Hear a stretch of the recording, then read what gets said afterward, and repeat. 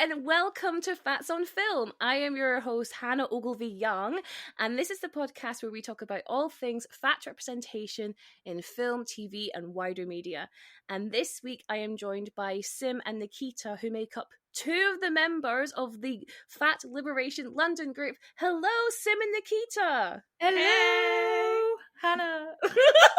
We did it. We're here. We made it. You made it. So for the listeners, Sim and Nikita are like calling in live from London. They're together while I'm over on my Todd in Sheffield. So, you know, through the power of the internet, we are in the same room, but I'm very aware that I want to be in the room with you. I don't know if you do, Hannah. No, it's a lot of Are you sure? chaos. It's chaos, it's brain rot. Yeah. It's safer from over there. Yeah, save yourself from our terrible influence. Because otherwise we'll just kind of rot into one brain, I think, Yeah. which might happen anyway. Yeah. I was going to say, I mean, like, in an ideal world, like if I was to become a dictator, I'd want everyone to think the way I think anyway. So we might as well start small, start with our little group, and then we'll just bring more people into the group, and they all just think the same way, way we do. Yeah. Sophie Hagen has a really good joke about that. Like if she was a dictator, but she'd be like super nice, and that's how I feel. Like I mean, as long as you're nice, I'd let you get away with it. But if you're an asshole, well then. That's what I keep saying about Fat Lib London. We keep telling people it's not a cult, but I'm not entirely sure it has how cult true that is. tendencies, but like good ones, so it's okay. Yeah. Yes. I mean, charismatic people can sometimes make cult-like vibes, and that's not... It's not a real problem when everyone's just happy and fat, and that's what we're promoting. You know what? You're actually highlighting something really important, which is like, why are there no happy cults? Like, why is a cult necessarily negative? Yeah, like what is the definition of cult actually? What is the definition? You know, so these are the questions we ask in our shared brain rot brain. Exactly. I'm glad it's taken less than a minute to just morph into one. Took really amorphous brain. No, perfect. Well, we are just we've only got two of you today because Jade, who's the other member of Fat Lib London, isn't well. So we send our love and healing vibes to Jade. We do. Jade is also the sensible one out of the three of us. So yeah, pinch of salt, you know.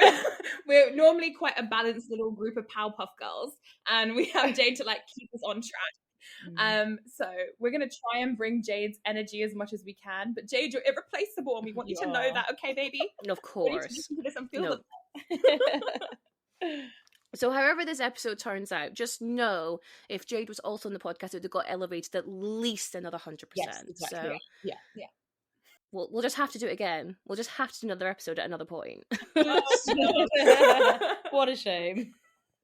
Oh no. Well, let's talk about why we're here today, which is to talk about a film that I've had so many people ask me to do on this podcast. It is The Nutty Professor. This is a 1996 American comedy film starring Eddie Murphy. It is a remake, which I did not know, of the 1963 film of the same name. And that stars Jerry Lewis, and that was originally a parody of like the Jekyll and Hyde story. Oh my god! But like when I looked into that, yes, I know, right? My brain, I was like, oh, my media illiteracy. But in the original, because I was like, oh, like does it still have the kind of fat storyline running throughout? In the 63 version, it's more that he's ugly.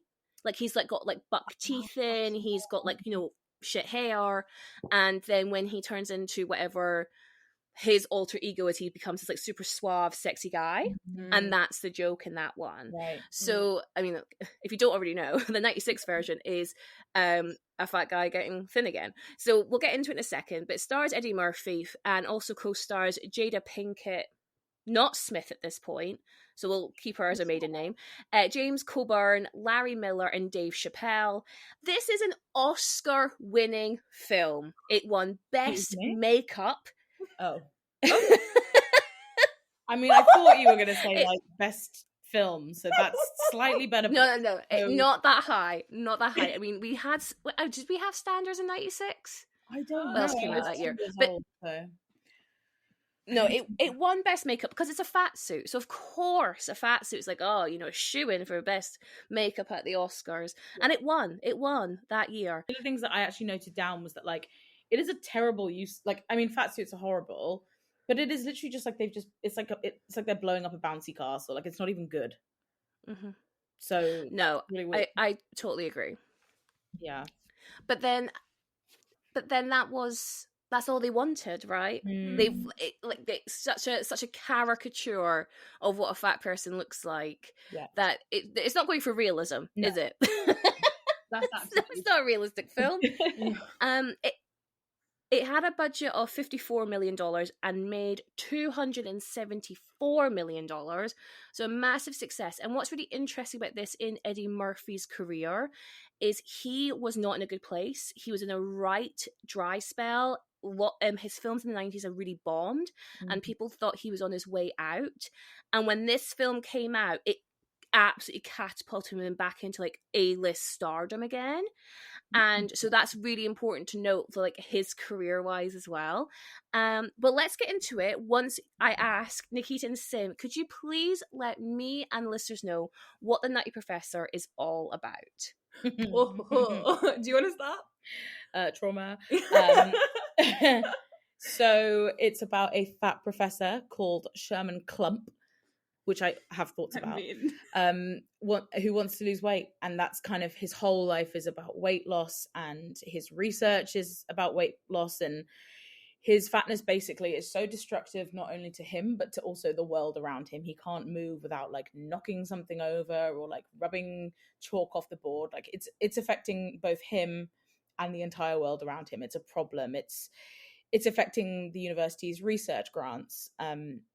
So he needs to kind of fix up, otherwise he's going to lose his job, he's going to lose the university money, etc., etc.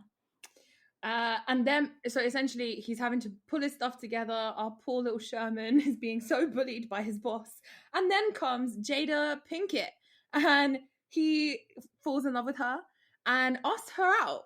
And she says yes, which is so nice as a fat person. And he just kind of does it because he feels like he wants to, and there's no hate around that, which is kind of weird. But at the aforementioned date, he gets destroyed by Dave Chappelle, and it leads him to go into his own lab and ingest his own research about trying to become thin very fast, which creates his thin alter ego in Buddy Love, who is just Eddie Murphy being Eddie Murphy. And so his alter ego is actually cracked in the head because of assumingly testosterone. So he's obsessed with sex. He becomes all about sex drive and being an aggressive male and being loud and taking up space in a way that Sherman isn't allowed to take up space. And he essentially steals Jada Pinkett from Clump, and then also takes credit for his research, showing us that rather than Clump getting to be a thin person, he's become a different person. And this person is trying to destroy what is left of Clump. And then essentially the end is, you know, Buddy tries to forever be Buddy because he keeps turning back when he runs out of, you know, the juice or whatever it is, the substance, the magic sauce. And he's you know, rescued by his little thin science ally who exposes Buddy in front of everyone and lets Sherman like fight it out physically in his own body to reclaim his own fatness, to the destruction of Buddy and winning Jada Pinkett back again. And at the end, he gets to dance without, you know, knocking anything over. So he also has stopped being clumsy. Apparently. Yeah. Well, he does knock down Jada Pinkett in the end, doesn't he? Like, booties her and she flattens to the floor. Hilarious. Yeah. Such a ha-ha joke. Oh, Wow. how we laugh. Oh. No, there's so much when you go through that plot synopsis, like, oh my god, we have to talk about that. Oh my god, we have to talk about that. Yeah. It is wild how rich this film is, and I know that might sound like a bit of a weird term for our listeners who, you know, will remember watching this film in the 90s. This was a massive, massive film. I was 4 when this came out. I definitely would have watched it around 4, around that age. This was a seminal moment, seeing Eddie Murphy do all these different characters. And I haven't watched it since the 90s, and I was dreading it. When you guys suggested it, I was like, oh God, like, I'm going to hate this because it's just going to bring up so much just anger for me. But I was so surprised at how much we will actually get to explore in this film. And I have to keep reminding myself, this is almost 30 years ago this film came out. And it really is so rich for us to all chew on. So I guess my first question for you both is, why did you choose The Nutty Professor? Like, what is your relationship with this film? I mean, first and foremost, I think we wanted to choose a film that was, like, the three of us are people of color. We wanted to choose a film that was kind of, I guess, exploring fatness within the intersection of, being, how do you say? Not white. How you say? A non-white person, yeah. An ethnic minority. Or the global majority. That was something that we could explore. I have actually never seen the film until today. So stop it. Yeah, what? I've seen it. So this was fresh for me. Why did you guys pick it? So this was my film growing up. My mom and dad loved this film, and I think my mom, she was the kind of person who like made us watch Shallow Hal all the time and thought that it was a good film for us to watch. And I think she was very misguided, but like, I think she just wanted to show me ways of being fat that were not just like, what my parents were presenting to me at the time, which, eating disorders abound, all that good stuff. But this was part of a conversation my mom was trying to have with me about self-worth, I think. She never said any of this out loud. She would just be like, whenever it be on TV and your mom goes, oh my God, guess what's on the telly? And then everyone runs down. That was very much, this was one of those films for us. And like, we as a family make so many in-jokes that are from this film. Yeah. And like, me and my sisters, particularly growing up again, because it was so part of like the consciousness, the way that the family will sit together, and like that very like, sexually forward grandma who is the exact opposite of our grandma. like it really stuck. I didn't ever engage with any of this stuff because I didn't know any of it at the time. So to come back to it after not having watched it for maybe 10 years or something, it was really enlightening, I guess. Yeah. No, 100%. And like, so like, I appreciate this is too personal a question, but do you come from like a bigger family? No, there's like, I mean, technically yes, because we're Browns, we just have a million cousins, but like the main family, there's just me. No, I meant like body size bigger. Oh my God. Yeah. I thought that. Can you believe I didn't think of that? I didn't either. Wow. I keep saying fat first. No, it's quite really fat first. Both of my parents are on the larger side. My sisters are not though, but I was the kid who had that. So it was my whole identity for a very long time. It's interesting. I'm just wondering because I do both my mum, like, absolutely smaller fat person, but my dad's a bigger guy, but I don't remember them having that same. We love film in my family. We love film. It's actually one of the nicest conversations we can have is when we indulge in like film chat. But I don't think we had that same affiliation with like fat films. I'm using like air quotes there, but I think that's such a fascinating point of view, going like, well, at least it's some kind of representation, and like making it part of your like family bonding time. I mean, I don't want to go as far as say family bonding because dad was never there. Like dad was the person who was he not? He was the one who was most like anti-fat about things. I think this was my mum's attempt to introduce something else into the conversation without having to do it herself. Yeah. She was towing party. So I think it was more of like her attempt at like undercover fat messaging. I don't know how else to describe it. And I guess at the time, this was the best anyone could do. It was a low bar. It was a very low bar. Yeah. No, and it is a low bar. You watch it back in some of the language that is directed towards Sherman, Sherman's way is awful. Larry Miller, who plays his boss at the university, is a heinous man. You know, he calls him a tub of goo at one point, and I was just like, it's just so dehumanizing. And then you have the whole Dave Chappelle sketch, which again, like I don't know if you remember this, but like back in the 90s, that whole scene when Dave Chappelle's just ragging on Sherman Clump, that was a big moment for the culture. And then especially when Buddy gets to have his own back, that was a real big moment in like cinema history for some reason. Because when I watched it back, I was like, okay, this is, I can appreciate it's very 90s comedy, but it's so funny how it doesn't really stand the test of time because it's just a lot of like your mama's so fat jokes. So let's talk about Sherman Clump. So this is our main protagonist. This is Eddie Murphy in his fat suit. You know, I was very saddened, I guess is the word, of how we're introduced to Sherman. If you remember, it's like that opening credits, and we don't even get to see this man's face. Literally, the first thing we wrote down was headless Fatty in the opening scene. Within seconds. I mean, and we all know about headless fat people. You know, I mean, they've plagued our news, our news shows for like our entire lives, right? It's just so dehumanizing. Yeah. And then that's kind of almost juxtaposed with what's on the TV. It's like this macho man, which is like, okay, masculinity is this. This is what masculinity is. You have to be like muscly and not what Sherman Clump is, which is like such a contrast with what we're seeing on screen. Yeah, I really feel like all of the ways that we see his fatness get in the way of him being able to do what regular people do. If we were watching this in the context of knowing that fat people had made this film, we could go, this is telling us that the world doesn't work for fat people. But what it's telling us is that he is the problem.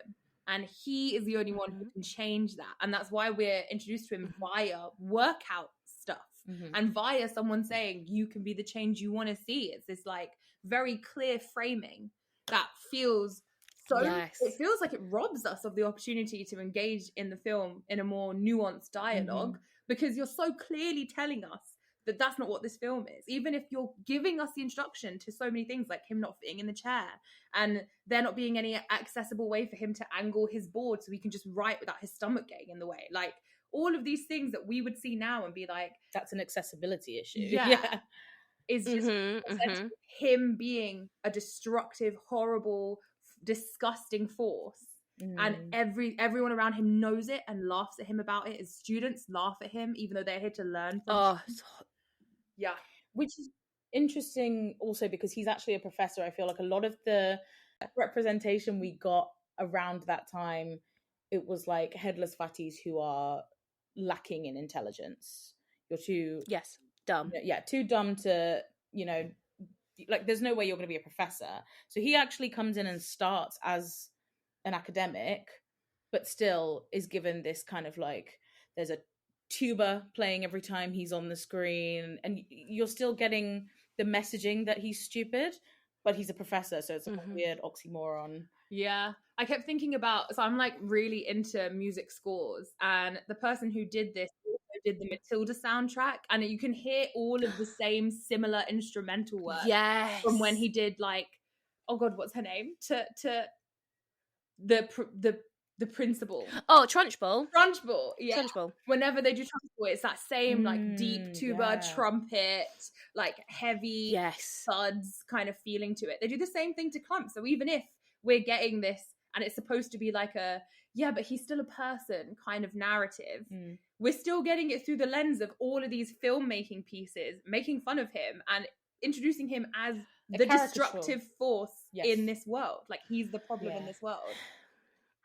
Yeah, well, even like how he talks about himself, right? You know, so we're introduced to Sherman, like you say, he's watching, his entire media consumption is these exercise videos, and then that feeds into like what he's eating. He's got these like diet shakes in the fridge, and he's got that pig in the fridge, and my god, that pig haunted me. I remember that pig over most things in this film. And that was a real popular thing. I don't think it's as popular now, thank God, but I definitely know back in the 90s that was a thing, you know, like an alert. You shouldn't be going in that fridge because, oh my god, you can't eat if you're fat, you know, come on.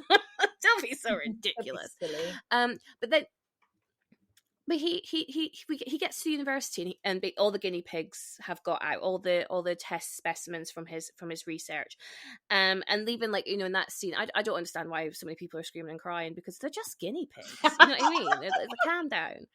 Also, calm down. Right. Everyone is obsessed. I'm going to go on a tangent here. Everyone is obsessed with Mudeng. Mudeng is a fat icon. Where's that energy for the fats? Yeah. For the human fats? We love fat animals. Well, I mean, that's a separate podcast episode. Love fat animals. About that next time. No, it is. I mean, again, it's because we humanize little hippos and we dehumanize fat people. Like, it's just, yeah. Ugh. I agree, but I also do love Mudeng, so I'm like, oh no, I love Mudeng. Absolutely. Get your bag. Yeah. Also, we want our bag. We are just human. No, but also share the wealth, Mudeng. Yeah. The community, babe.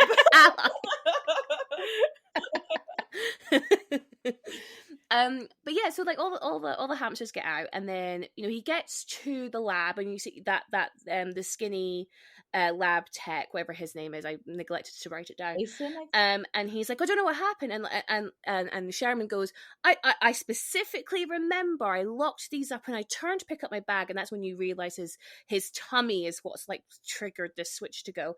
And the way he, like, I don't know, in some ways, I could really appreciate when I wasn't as confident in my size as I am now. I would almost, like, you know, be constantly apologizing to the world, to the people around me. And I saw that that's what Sherman was doing. You know, he's like, oh, that's me. I'm so sorry. And it's just like when he goes to the boss's office and he gets into that really small chair, and he's again like, he doesn't want to bring awareness to the fact he's uncomfortable. He just wants to try to fit in, even though it's like causing him pain. And I was like, again, I relate to that. I relate to like trying to be squeezed into chairs that don't fit me, you know, like being on planes or something like that. And so I was actually quite interested in how they showed these moments.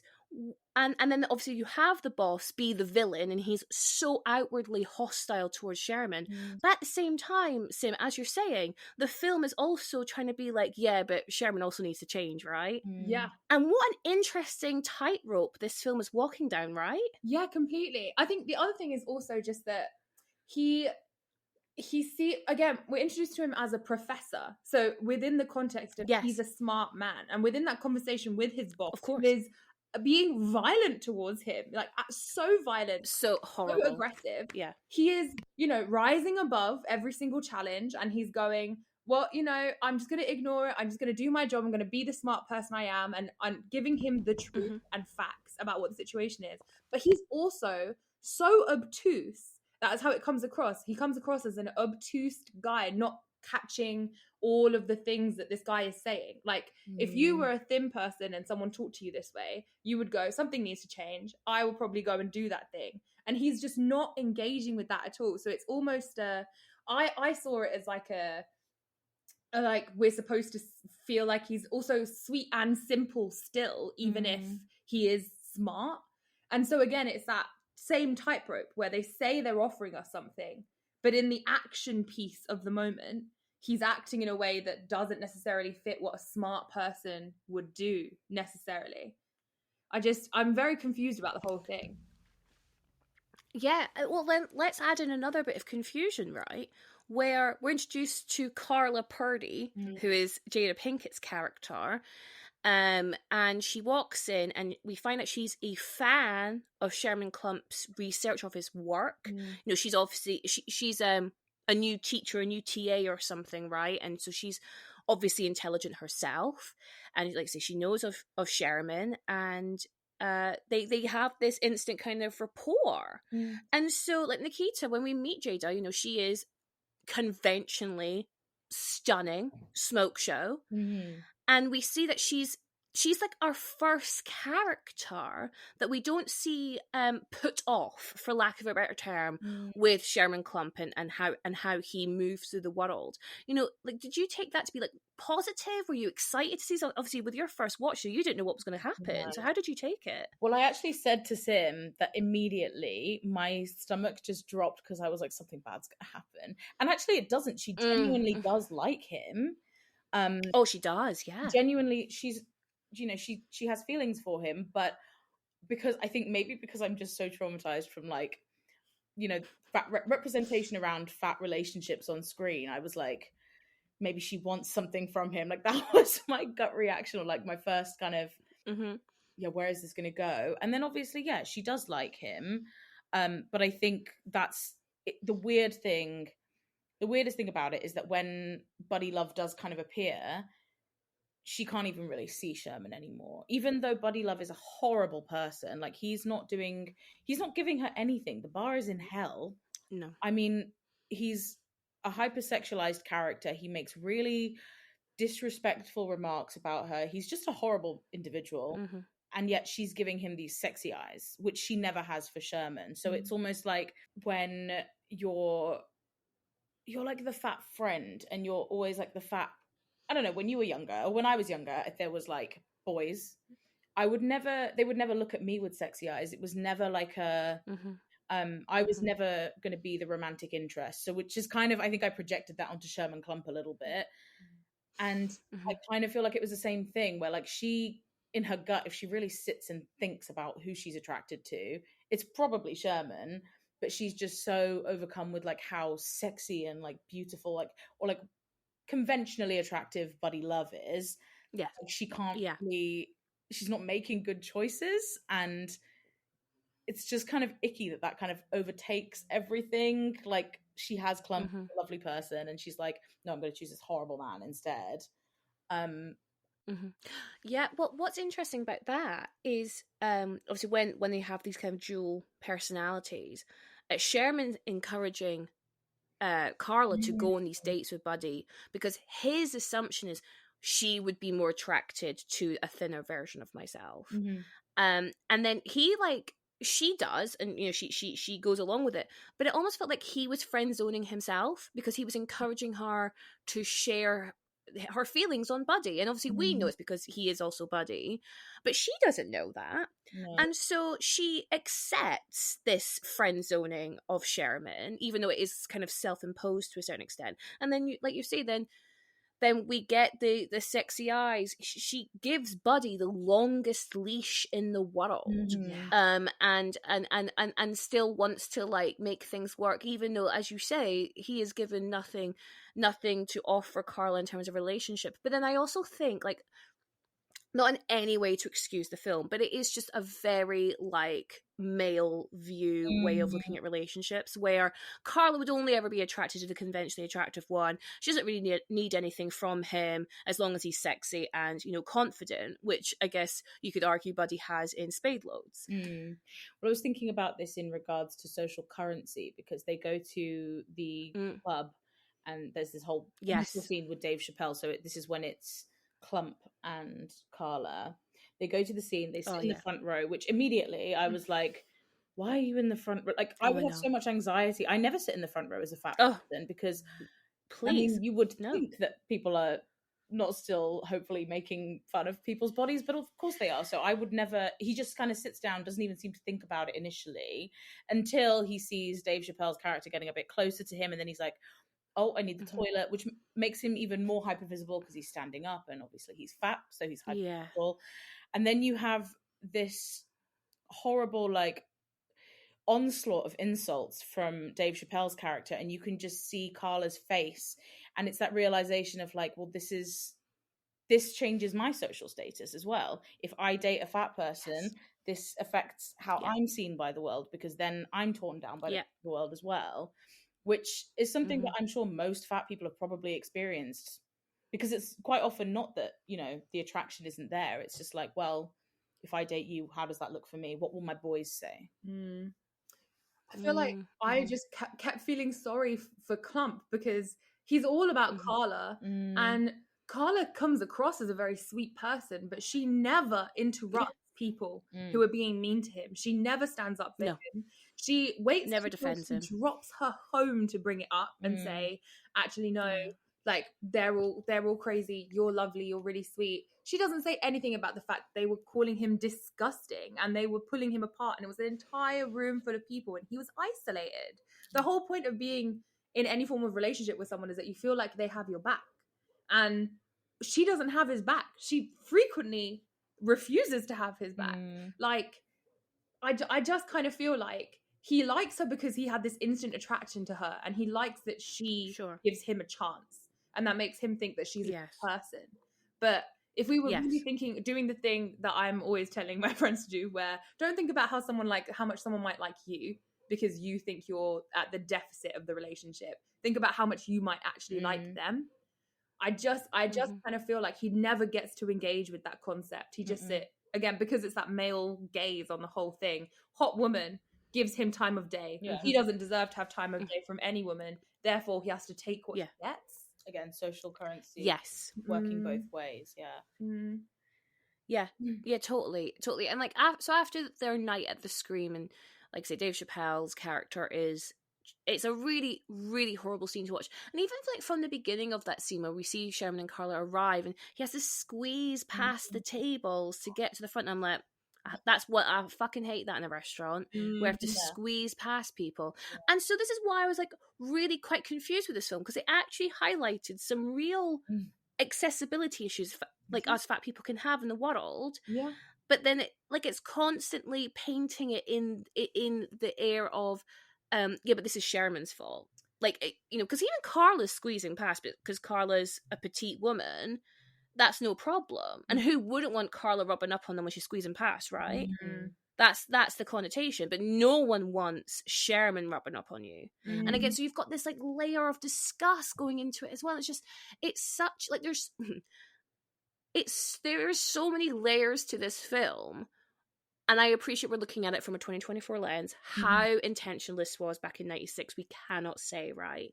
But I was just really struck by their commitment to wanting to show these really mundane details, like squeezing past people in jail, or like, getting to a train you're not able to fit in, and then using it to kind of just show how Sherman doesn't fit into this world. And then you have Dave Chappelle ripping into him, and then he goes home. And of course, what does he do? He binge eats. And I was like, of course you have to add that scene in. He's depressed. This is how they view fat people. Like, you're so...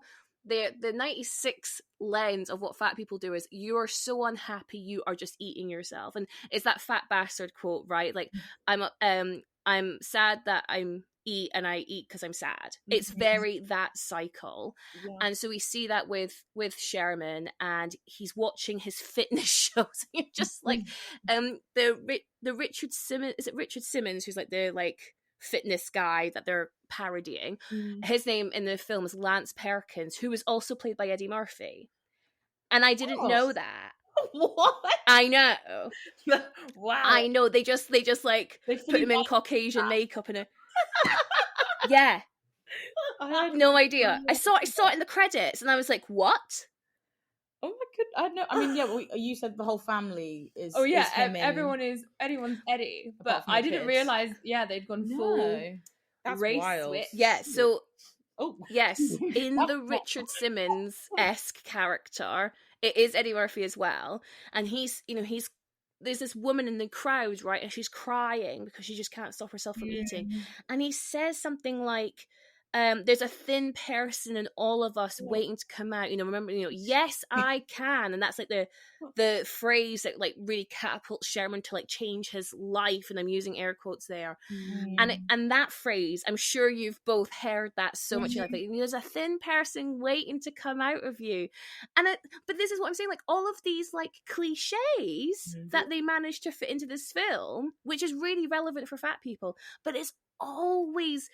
The perspective is always at the shaming. Yeah, it's never at the oh my god, isn't this awful for you? Like constantly subjected like this. It's oh, but you should, and it should motivate you to be better, right? Yeah, I feel like this is so clearly put to us as the audience when we're hearing about that. Like she's credited in the credits as sad fat girl who is crying about how this fat boy used her for like piggy challenge or whatever, and the guy the like yes, that's it, is like, why do you do this to yourself? She's just telling you how she's been like personally like victimized like by this horrible Awful humanity doing stuff, and he's made it all about what she will allow people to do to her, because it's that power. And we say this all the time at Fat Lib London. I feel like it's become our little motto. You can't self-love yourself out of oppression. And I feel like this film just misses the fucking point. They give it all to us on a platter. They say, look at how the world doesn't work for you. Look at how people treat you when you're a fat person. Look at how all these things are terrible, and you should feel sorry for a human being being treated this way. But it's your fault. Don't you forget. Yes. Horrendous. But don't you forget. I love that. You cannot self-love yourself out of oppression is like spot on the antithesis of what this film is trying to sell us, because I that's why I was so surprised at like how nuanced some of these scenes were, and like to bring up like say the sad fat girl story about the pig party thing. And like that's something that happens. They haven't made that up for the film. That is something that happens in real life. And instead of the Lance Perkins character being like, "Oh my god, what a horrendous person to do that to you! How fucking disgusting!" Like you say, he pivots on that, going like, "Well, you need to stop letting yourself be a victim of that." And how you do that is you start using drinking these mega shakes. That I lost 10 pounds in 2 weeks. Where's the capitalism bell?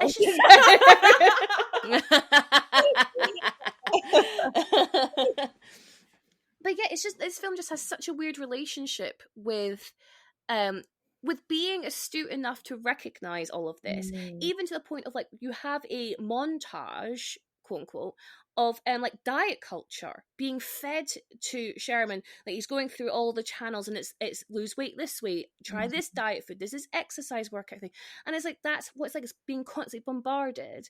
But it's like the film is saying, if you're being constantly bombarded, Sherman, how are you still fat? Yeah. Like, and it's so weird. Just like, I think what I keep thinking about is like the people who wrote this, who put this together.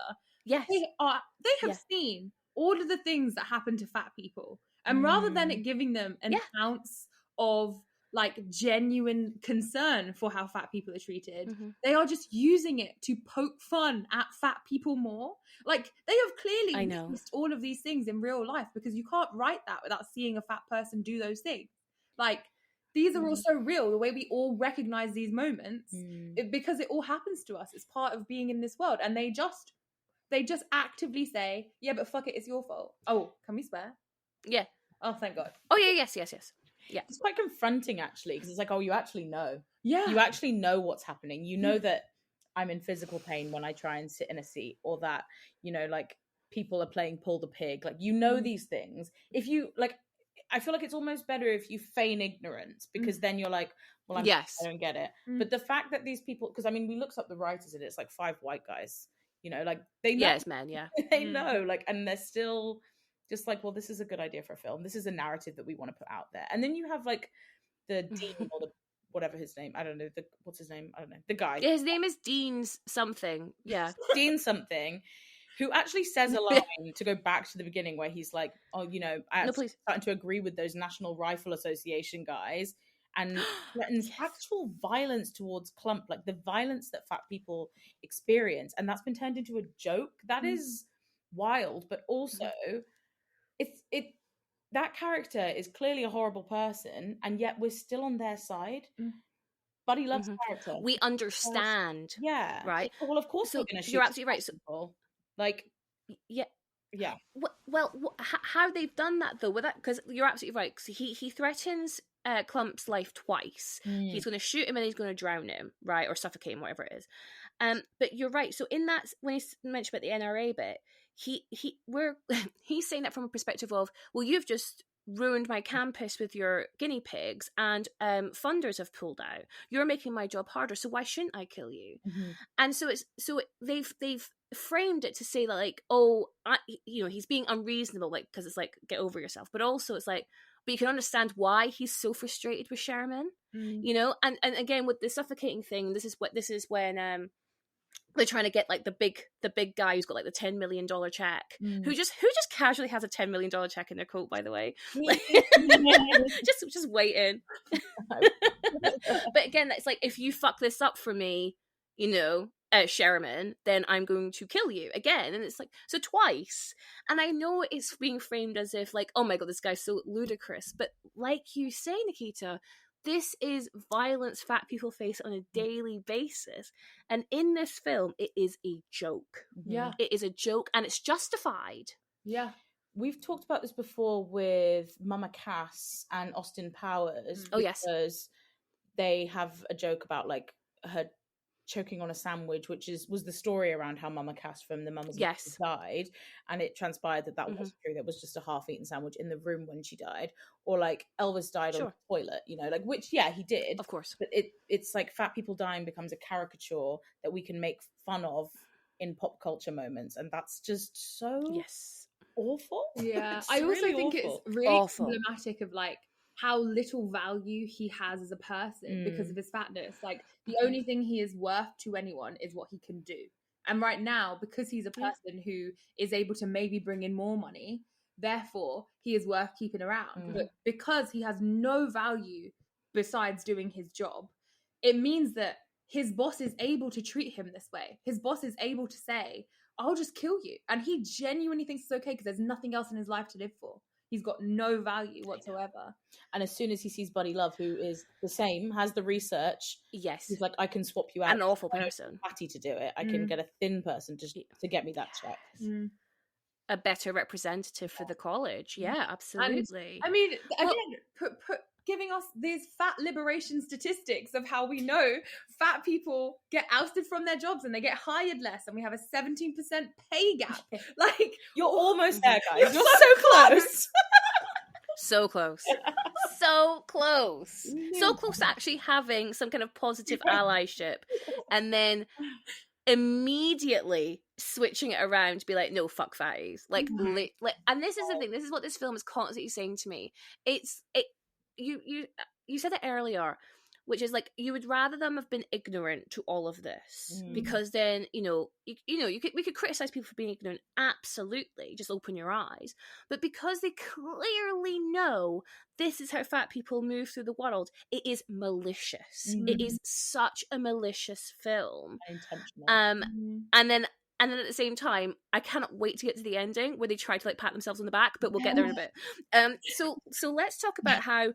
So Sherman's gone through this really humiliating moment. He feels he's not valuable to his work. He's not valuable to Carla. He's going to take a massive risk and consume this ominous liquid, this ominous substance, if you will, and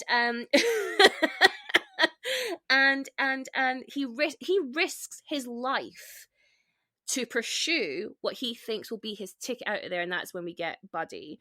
It is 35 minutes into the runtime until we meet Buddy Love, which I think is very interesting. And so Eddie Murphy emerges as we would know him, no fat suit. I did read that Eddie Murphy, like, physically his fittest in this film, because for Buddy Love he has to be very athletic, and also he was saying how, to wear the fat suit for Sherman, it was heavy, so he needed to be like kind of both, like look fit and actually be fit, because they are two different things. And so he emerges, and the first thing he says is, "I don't have breasts." Yeah, I feel like we spent so much time when we were watching this talking about like masculinity, and we just, for our book club, we just did The Belly of the Beast, which is all about how like black fat men walk through the world and have their kind of that sounds interesting. Oh, you gotta read it. Incredible. It's so yeah, no, I really want to read that. By Deshaun L. Harrison. Incredible book. But every single time this came up for him, we just kept being like, God, his masculinity is so removed from him. And then the first thing that happens, we find out he gets extra testosterone when he loses all this weight. One of the first things he says is, "I can see my penis." And we're like, oh, okay, I can see my dick, yeah. Here's him being a man now, because he couldn't do it before. He was removed from his masculinity. And like the constant links to like something that is, quote unquote feminine, having tits, like, it's this thing that other people have said to him throughout the thing at the beginning. Like a bunch of other people have talked about him having tits, and like that's being something disgusting about his body. He says, I think he says that I don't need a bra anymore. Not that he's ever worn bra anymore. He does. We're never seen him wearing any kind of bra. Like, he takes off the clothes that he, shrunk in or whatever, and he's not wearing a bra. So, like, it doesn't, it's all just about this, like, joke and this really obsessive move from, like, someone who is removed from being the man he's supposed to be to finally getting to be all of the masculine things that was removed from him, and then it comes out tenfold and it causes all these problems. Yeah, it's such a good point. Like you say, the masculinity thing. So we see this in like loads of fat male characters, right? And as you were talking, I couldn't help but think of Meatloaf's character in Fight Club. Yeah. His character's name is Bitch Tits, and because he's a bigger man who has well, I don't even know what the right term would be, but they are just breasts, right? And it's ridicule. It's, well, you can't possibly be a man if you have fatty tissue on your chest. And again, like as you're saying with Sherman, is later in the film we find out he's a virgin. He's a 35-year-old virgin, and as Buddy, he has a foursome, right? So it's just this like absolute, like he is not a man. He is this he's not even a woman. He is just this almost like non-binary thing, and this would have been before the kind of like mainstream use of that term. But then this is something I find so interesting in media representation, and it obviously does feed into real life as well, where if you're a fat woman, you're masculinized. Look at Trunchbull and Matilda, right? But then if you're a fat man, you're feminized. Exactly. Like, what is it about this? Like, how is it like the opposite of each other? Like, where does that come from, do you think? I mean, yeah, again, it's the kind of thing we talk about quite a lot in terms of like, I heard this term a long time ago called fat gender. And the idea that your fatness relates directly to gender expression, because it's all gender expression is all this outward thing that you do, this performance that you do for other people to fit into versions of gender that both exist without fatness in them. Like femininity is about being small and dainty, and masculinity is about being strong and able-bodied and able to protect, neither of which has fat qualities to it. So when you are a person born in either side, you have this like stripped away from you. And it's like one of the reasons why I use she they pronouns is because I have reclaimed femininity as something as my own, but my experience has been one that I have had to carve out for myself because I didn't get to just be feminine. I had to feminize myself to do stuff, and I've been doing that performance for a long time that I needed to somehow express it in some way that felt more right to how I present. But yeah, I don't think this is the kind of thing we've done nearly as much communication on as a community. And there are so many incredible professors doing groundbreaking work on it. Dr. Caleb Luna, one of them, like thinking about how these things, there's so much overlap between these spaces. But it's interesting how with none of this context, none of this studying or thought process behind masculinity and femininity, it comes out anyway in this ridiculous film. Like, it's such an obvious thing that we all see that we're just not putting words to, and we're not examining as you would for any other phenomenon. Yeah, again, we're making really important social observations, but we're just not we're like, well, that's just how it is. Like, we're just not gonna. No, you're right. It is just like, well, that's just how it is. Why wouldn't we do that? Like, it's so normalized to the point where people don't even think it's something worth studying because, well, that's just what we do now. Like, but this comes from somewhere, and I know we spoke about it on my podcast when we talked about It, as in the film It, Chapter 1 and Chapter 2, and there's this definite sense I feel, especially when we use this trope in horror, and it's to other. You know, fat people are already othered, but let's other them even further by misgendering them or robbing them of their gender identity, and it's monstrous. You know, again, I'm bringing back the substance. What a surprise! But like, you know, the but the monstrous Elisa Sue is like the amalgamation of everything that's happened before in that film. She is genderless, and she is trying to project her gender. She is, you know, trying to put the makeup on. She's trying to curl her hair. She's trying to put her earrings where they can't go. And I fucking love that film so much.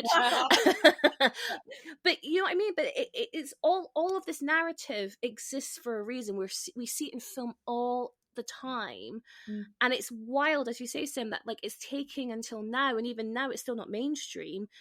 Why we're not researching or exploring this social phenomenon and becoming more aware of it, you know?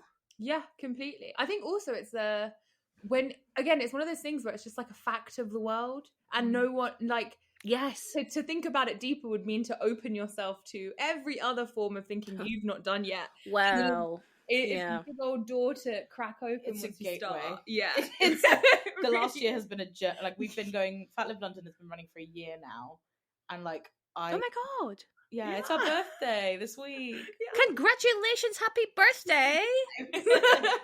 But it's I feel like the journey I've gone on from starting with like, maybe body positivity is not so helpful, maybe we need fat liberation, maybe that's what we need, to then like you just have to start unpacking everything because it's all tangled into like one big web.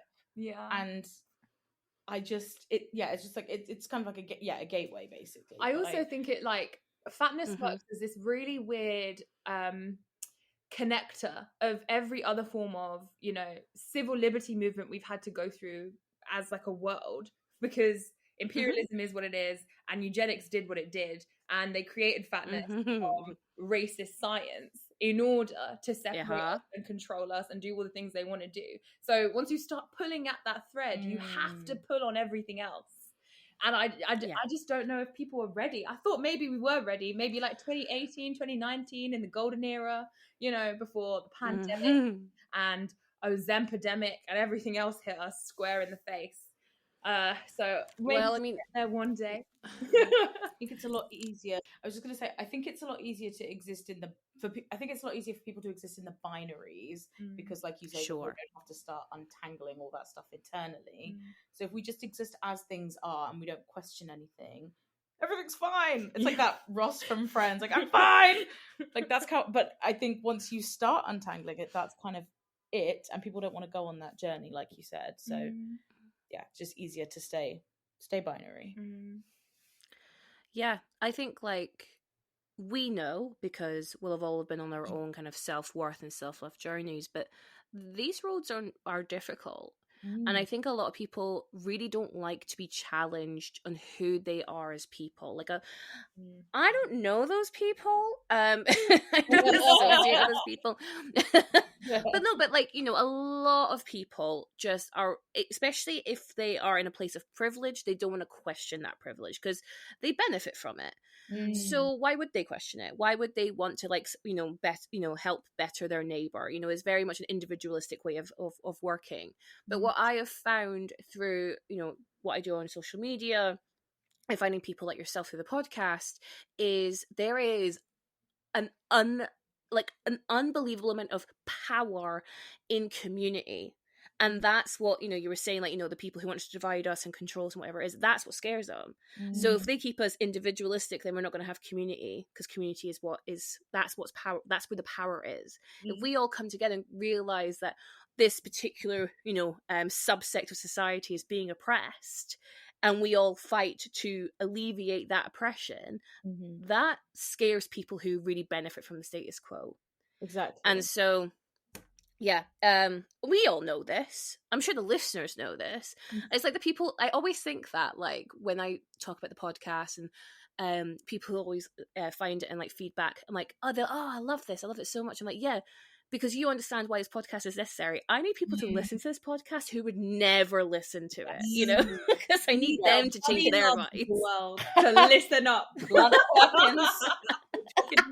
I get it. You love that you're thin now. Ex-fats, hello, we're talking directly to you.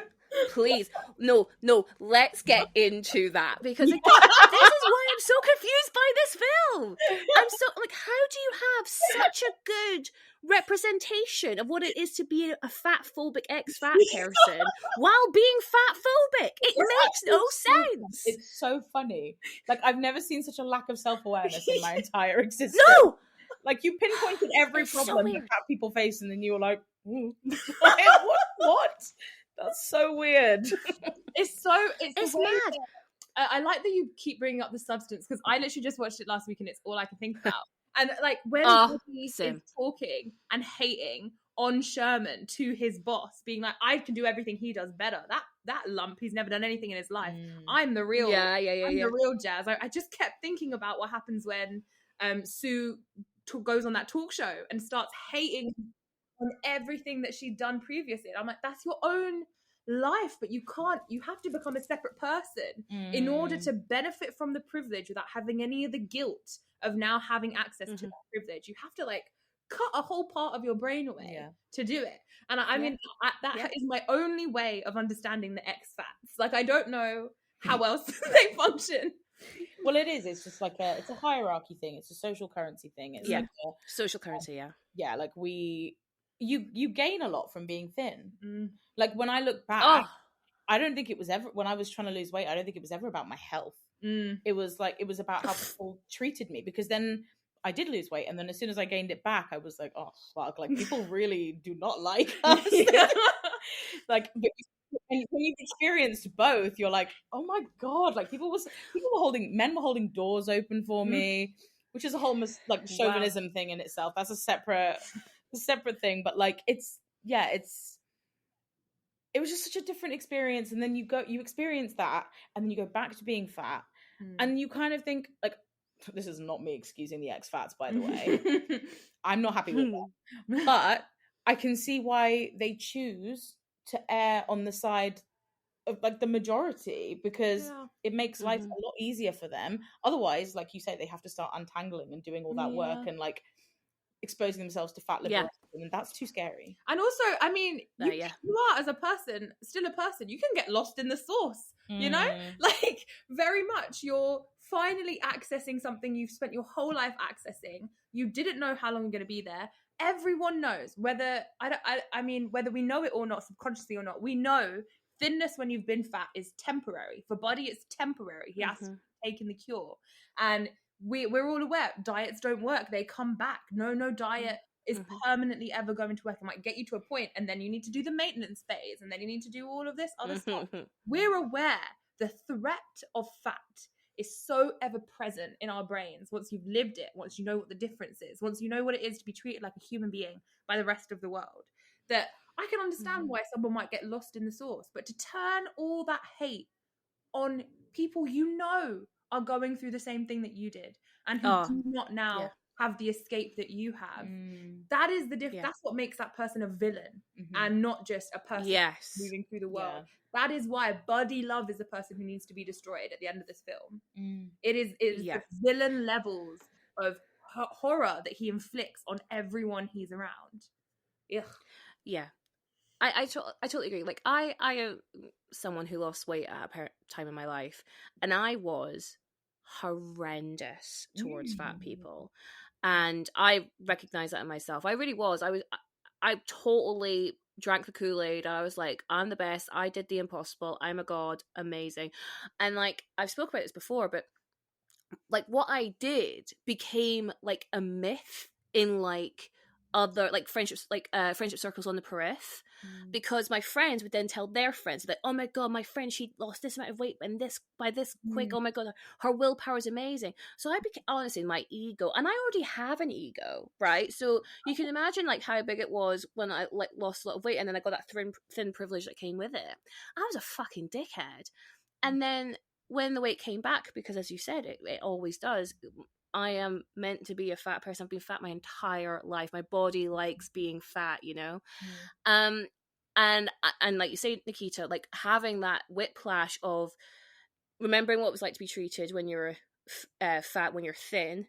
And I remember I said this out loud multiple times, I'll never let myself get fat again. I'll never let myself get fat again. But of course, the universe, it came back, because that's how my body works.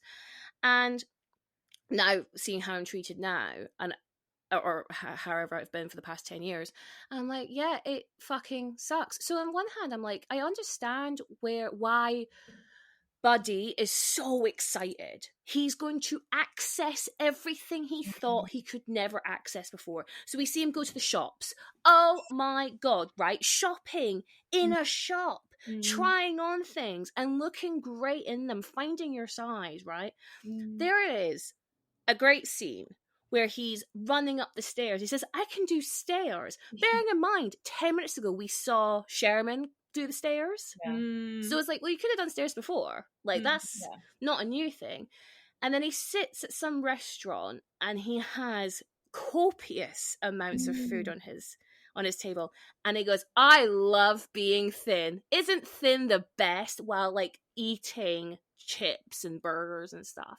And I was like, yep, there it is. You know, it's this privilege of, you know, we've heard it all our lives. People can eat what they want and they never gain a pound. And now Buddy is getting to experience that and get privilege from that and enjoyment out of that, right? Enjoy no longer having the weight, pun intended, of ridicule over eating that much. No one is going to say anything to him because he is a thin man. No one's ever going to comment on how much he's eating because he's a thin man. If you replace that with Sherman in that scene, you'd have known everyone would be looking at him with disgust, judging him. How could that fat person eat that much? And again, this is a film which is so fat phobic but has this really nuanced scene. I just don't get it. Like, I don't understand how anyone can, like, the thing that I feel, when we first started hanging out as Fat Lib London, and we were doing coffee, and we found out that the same place we were doing coffee has also got like a food court, and the safety we all felt getting the food we wanted and eating together with other fat people, we realized this was such a like fat experience, that constantly thinking about how other people are watching you eat things. How on earth, where did the thin people find this out? What person on the inside released this secret information? Now what we have is this completely insane 1996 text that is giving us half of a conversation that could have been so good and just is not following through because they just took what they needed to take for the joke and left everything else out. Yeah. Ridiculous. Wild. Who is making those decisions? It's mad. Ugh. Who's making them? It's so it's hilarious. Yeah. It's actually funny. Because again, we have this scene where he takes Carla to the club to scream, and he's again eating a lot of food, and Carla says to him, "You are so lucky to stay so thin." Again, and there Carla it is. Is not the ally we think she is, guys. No. She did not back clump. She talks about the cult of thinness the same way everyone else does. And then right at the end, she goes, "Oh, it's okay. Buddy was a bit scrawny." Oh, what are you talking about, mate? I hate it. I can't wait for this film because the ending is so... We'll get that. The ending is batshit. It's wild. But I was gagged by it. I was like... And the thing is, I just think this is what I don't understand about this film, because what is it wanting our audiences to feel? You know, constantly kick us with these fat representation, but like vilifying Sherman, and then like now putting Buddy on a pedestal, but he's a bit of a dickhead and too much testosterone. So we actually really don't like Buddy. We prefer placid Sherman.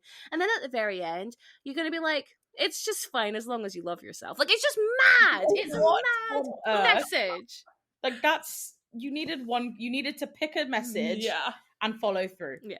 I thought, we haven't got to the end yet, but I don't know about you, but I felt like the ending was going to be, I have to learn to lose weight the healthy way. Like, that's where I thought it was. Yes. There's no magic. And it does serum. Kind of. Yeah.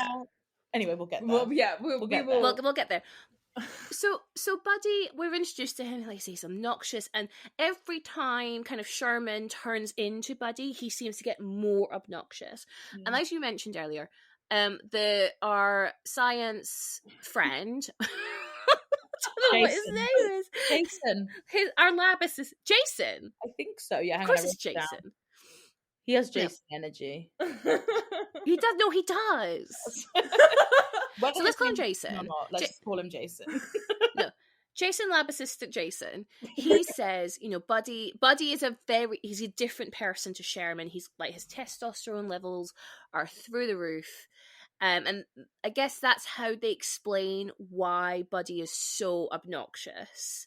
I guess. I mean, I am not a biologist. I'm not entirely sure how much testosterone would do to someone's ego, but I guess in this film it's a lot.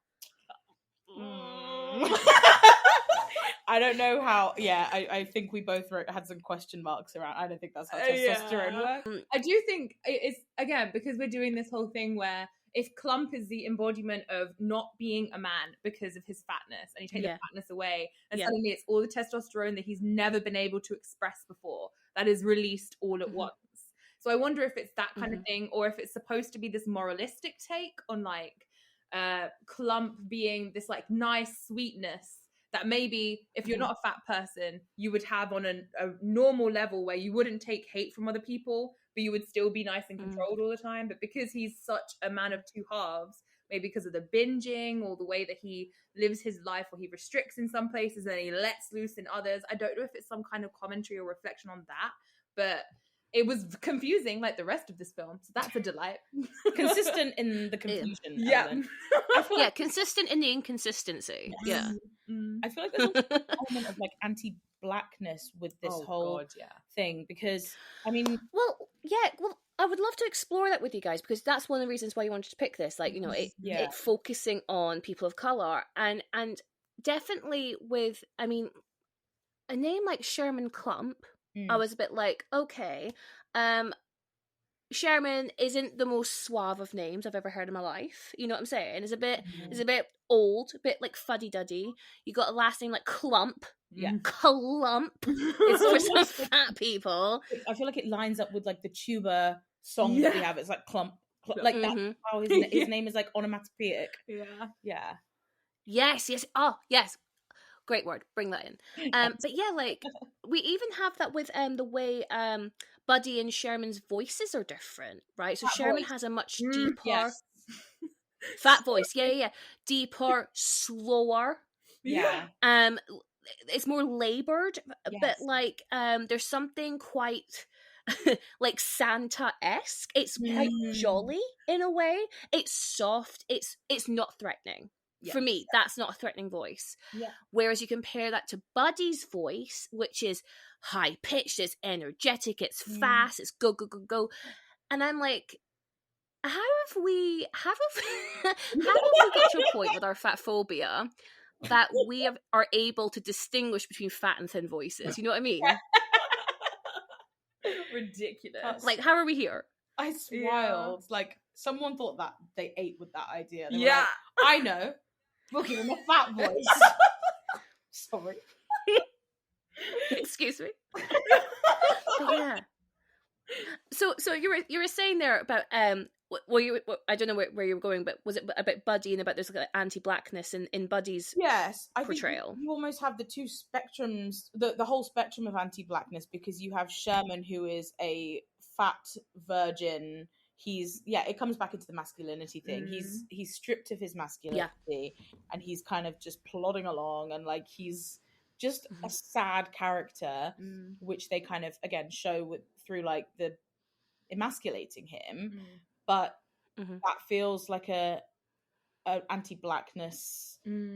It feels like anti-blackness when, in contrast, you've got the hypersexualization of Eddie Murphy, which is something that we know that a lot of black characters printed that way. I think also it's like so again, like, not to constantly bring up Belly of the Beast, can you tell that I'm literally obsessed with this book? But we have this moment where, and it's kind of the dream sequence that makes like Clump go and take the, you know, special sauce or whatever, the substance. He has this dream where he turns into a giant monster, and it's like very Godzilla-like, and everyone's running and screaming for their Fatzilla. Fatzilla, that's right. And, you know, he farts so that's what they say. They literally say that. Do they actually? Oh my God. I think it's a cop who might say it. God. Yeah, so again, cops, I mean, but the idea that he becomes this monster that everyone is finally okay to just kill because he's finally taking up enough space. He has lost all faculty. He can't do anything except eat. He is a mindless animal. Well, in Belly of the Beast, they talk specifically about how you're removed from humanity as a fat black man. And because of that, it is easier to kill you. It is why so many of the people who are killed on camera by policemen and no one goes to help them are larger black men. As a lot of the time, because they are more dehumanized. And then what happens is you get the fatness is blamed for how they died. Like, oh, he was already a fat man. He was probably going to die. No, he died because your knee was on his neck, sir. He was not dead before then. He was having a heart attack. He died later because of this thing that was caused by his fatness. But actually, no, you just murdered a fat black man. Yeah, it's disgusting. Yeah, and I feel like we really get that like monstrous element to Clump. The idea that he has finally become the thing that everyone sees him as. And it is this dehumanized animal that will only cause destruction and needs to be destroyed to save everyone else.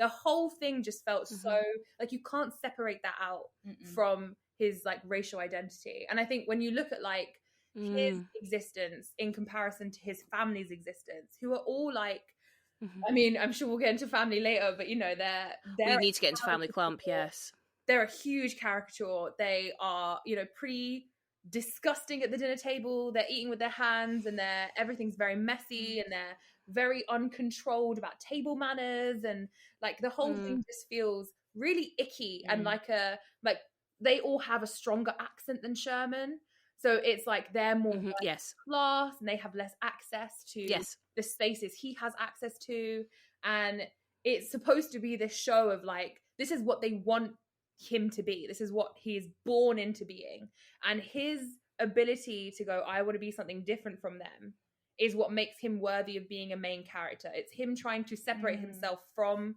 his family, from his blackness, from the comfort that your family brings you. That feels so icky. And I mean, again, this is also like top line, and I am probably not saying this the way I should be saying it, but like saying it really well. Something about it just so ick, you know? I mean, there's so much there I would love to explore more. Like, you're absolutely right. When you lay it out with that, especially making reference to Belly of the Beast, is that the book? Belly of the Beast. You realise how violent this representation is, and how it's playing on all of these incredibly ingrained racial stereotypes that we have in our society, in Western society. And then you then have to, like, you know, lift your head up a bit and go, wait, this is the Nutty Professor from 1996. This is a comedy film. How are we playing on all these you know, violent, aggressive stereotypes?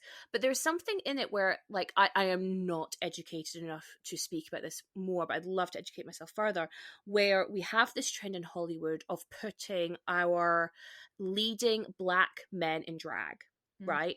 So we see it with Eddie Murphy, we see it with Martin Lawrence, we've seen it with Will Smith, we've seen it with whatever that guy's name who does the Medea films. I'm blanking. Thank you, Tyler. Yes. So like Tyler Perry. But this is a real like trope that we see, and again, I think it is. I mean, I don't know, but it feels racist. It feels like we're trying to emasculate these black men, make them seem softer, make them seem more of a joke, and also at the same time then ridiculing and patronizing black women, because they're always playing black women stereotypes, are always playing someone's mum. You know, we see it in this film when Eddie Murphy's playing his mum and Sherman's grandmother as well, and that they are both two very specific stereotypes.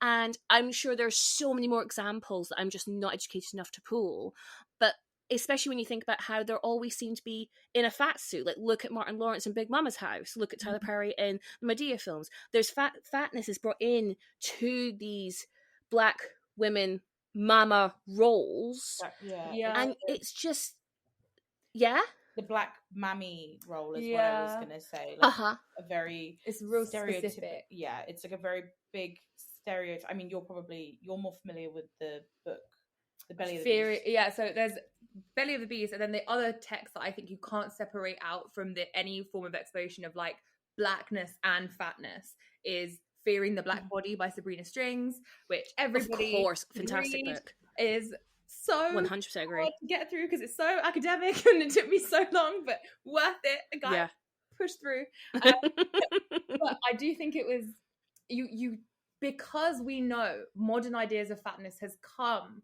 from racialized beginnings to represent those things so clearly to us in the family, and so clearly, like, I mean, even like Sherman, the way he dresses, the way he talks, he is trying to be whiter. Like, I think as someone who also pursued whiteness for most of her life, I recognize that in other characters when I see it, you know. You're trying to access a form of life that you haven't had before, which is what he's trying to do with his fatness. He's trying to do it with his race too. He's trying to do it with money. You know, he spends all this money to be Buddy Love that he doesn't have. He uses his university card and like gets him in trouble, but he's trying to emulate a life he does not have access to yet. And I just think it's the kind of thing that maybe, like, say if we were going to do a book about movies and how they work for fatness, that would be like half of the book. It would be talking about this specific overlap, the mummification of all of these women. And like, I mean, again, I'm going to bring it back to the like overly sexualized grandma who is able to be, I don't know, so overt about so many things. And like, this is, I think when she spoke, it was the only time we actually laughed, like, because we were so like, we weren't expecting it. Like, you've got the actual mom, his mom, who is so doting and just loves him and wants the best for him and is trying to control things around her as best she can, but is actually too sweet and pliable to do anything about her, which is what makes her the perfect mammy. And then you have the grandma who seems to have done that for a bit and grown past it. She's like, fuck this shit. Oh yeah, she's done. Yeah. Have relations. Yeah. She's all about we have to support not the relations. That was a good line. That was a fucking great line.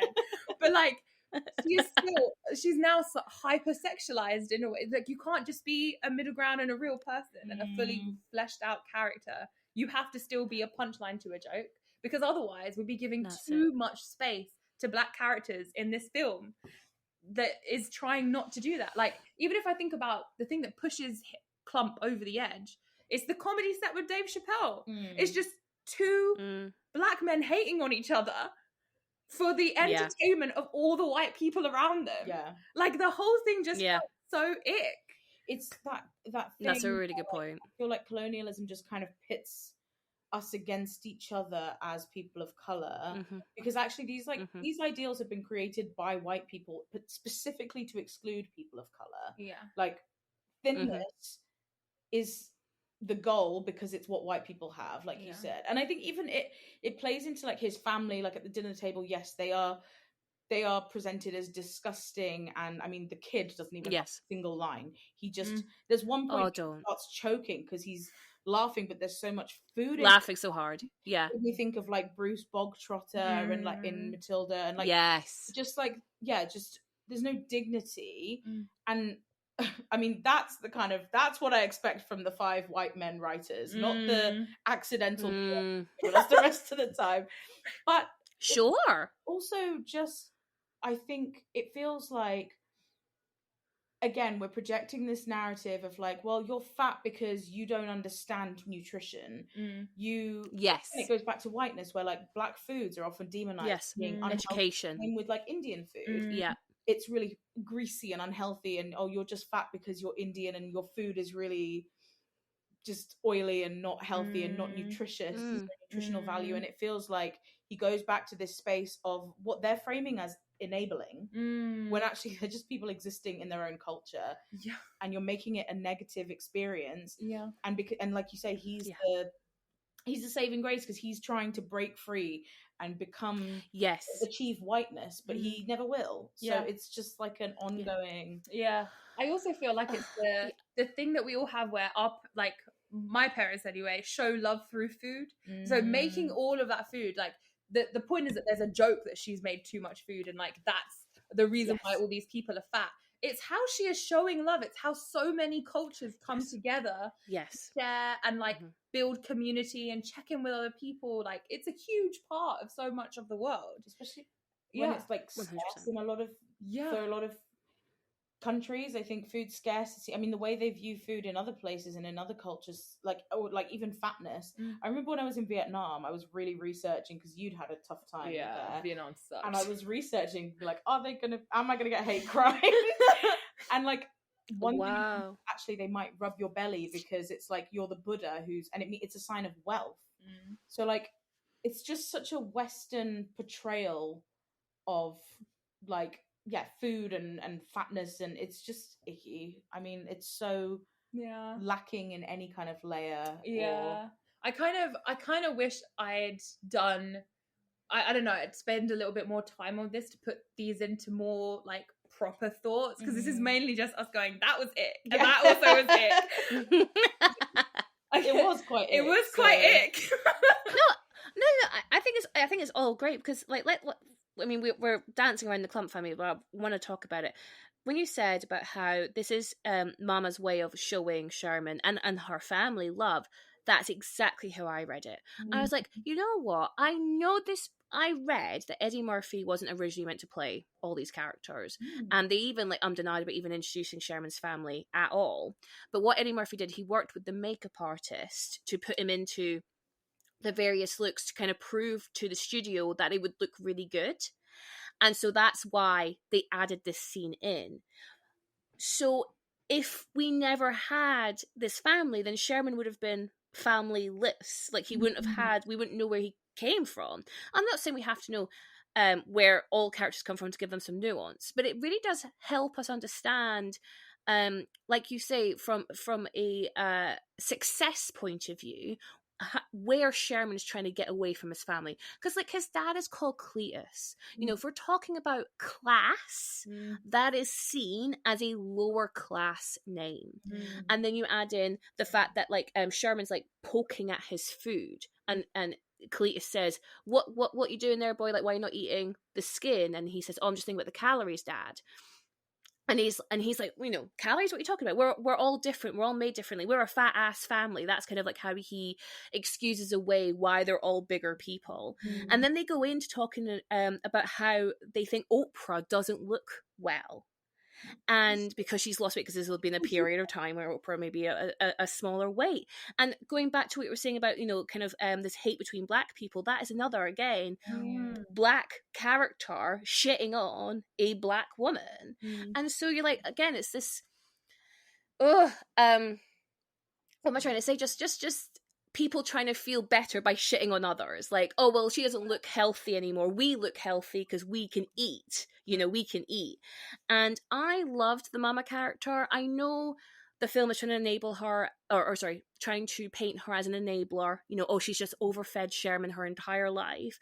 But she really just does want what's best for him. And I love her saying fabulous all the time to everything. She seems super supportive. I absolutely adore her purple and leopard print outfit at the end of the film. I was like, that's gorgeous. Like, I love it. But I know it's meant to be this caricature, and I know they're mocking these mammy stereotypes, but actually she has so much heart that I was like, you know what? That's not going to faze me. I think she's great. I think I would love to just explore with you the lack of table manners around the table. I've spoken about it a lot on this podcast, but it is this idea that apparently fat people don't have no control over their bodily functions and will just fart and burp whenever they please. And it is such a strong stereotype. I can't remember what I just spoke about. I just did a podcast recording. And it happened in that, and I'm going to have to go into... Why can't I remember? It literally happened last week. Oh, Shaun of the Dead. That's what I did. Shaun of the Dead. Yes, because it's 20th year anniversary, and it's also Halloween coming up. But Ed, Nick Frost's character, farts in that film. You know, we know it in Shrek. We know it with Homer Simpson. Like, it's just such a, like, typical fat person joke. And I would love to get your thoughts on it. Like, how does it make you feel when you see a scene of, 6 fat characters? I know they're not really fat, they're all in fat suits, but 6 fat characters just farting and burping at a dinner table for jokes. I literally, I mean, first thing we saw when we were, like, we literally just watched it this morning. And whenever it started, we were like, of course, here we go. Let's strap in. This is going to be the same joke we hear for the rest of this hour-and-a-half long fucking movie. Yeah, it was just so, it was so basic. It was so expected. It was almost, it almost wasn't a disappointment when I saw it, because I think this film wouldn't be what I thought it was if it wasn't there. Like, it's such a clear indicator of exactly who wrote this film and what they want to say with it. The idea that you are going to continue showing us fatness as this almost animalistic lack of control over someone's self.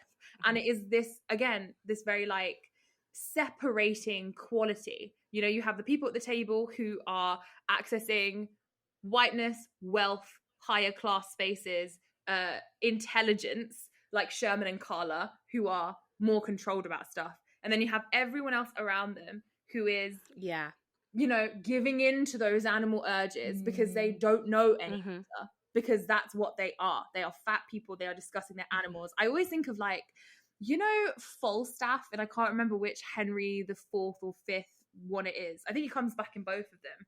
But it's this idea of, like, the way the jolly fat character who's always about feasting and having a good time and doesn't take things seriously, how he becomes part of villainy, and like how he is always opposite to your main character who is in some way controlling themselves, or like almost like an expression of that like Christian pursuit of Lent, where you say this thing isn't good, I have to punish myself a little bit, but it's all for the good of the blah blah blah. Like the whole thing just seems, again, big ick, but it's just really boring. Like at the end of the day, it's just really boring. We've seen it before, babe. Do something new. Give it a go. What's Gaston's little whatchamacallit called in Beauty and the Beast? Or like Smee and Captain Hook. Oh, fucking Smee. Like, right. Yeah, he's so greedy. Smee is all about, he will do whatever it takes to have more things, because that's what fat people are. They're greedy more. animals, and they greedy, gluttonous. Yeah. And I think the other thing is also the idea that table manners are this thing that you have because you're a decent person and you want other people to be comfortable around you, not because we've been told that that is how you have to act at a table. And table manners change around the world, and, you know, like, like belching in some parts of the world is like a sign of a good meal, and it's polite to do that. But that doesn't matter here. That's such a good point. What matters here is that they are people who are overindulging, and when you overindulge, you can't control the rest of your body because you're out of control. Therefore, the fart and the belch. It's dumb, man. I don't know. No, it is dumb. But then, I mean, you made a really good point, because at some point Sherman brings Carla to the family dinner. So this is the second family scene.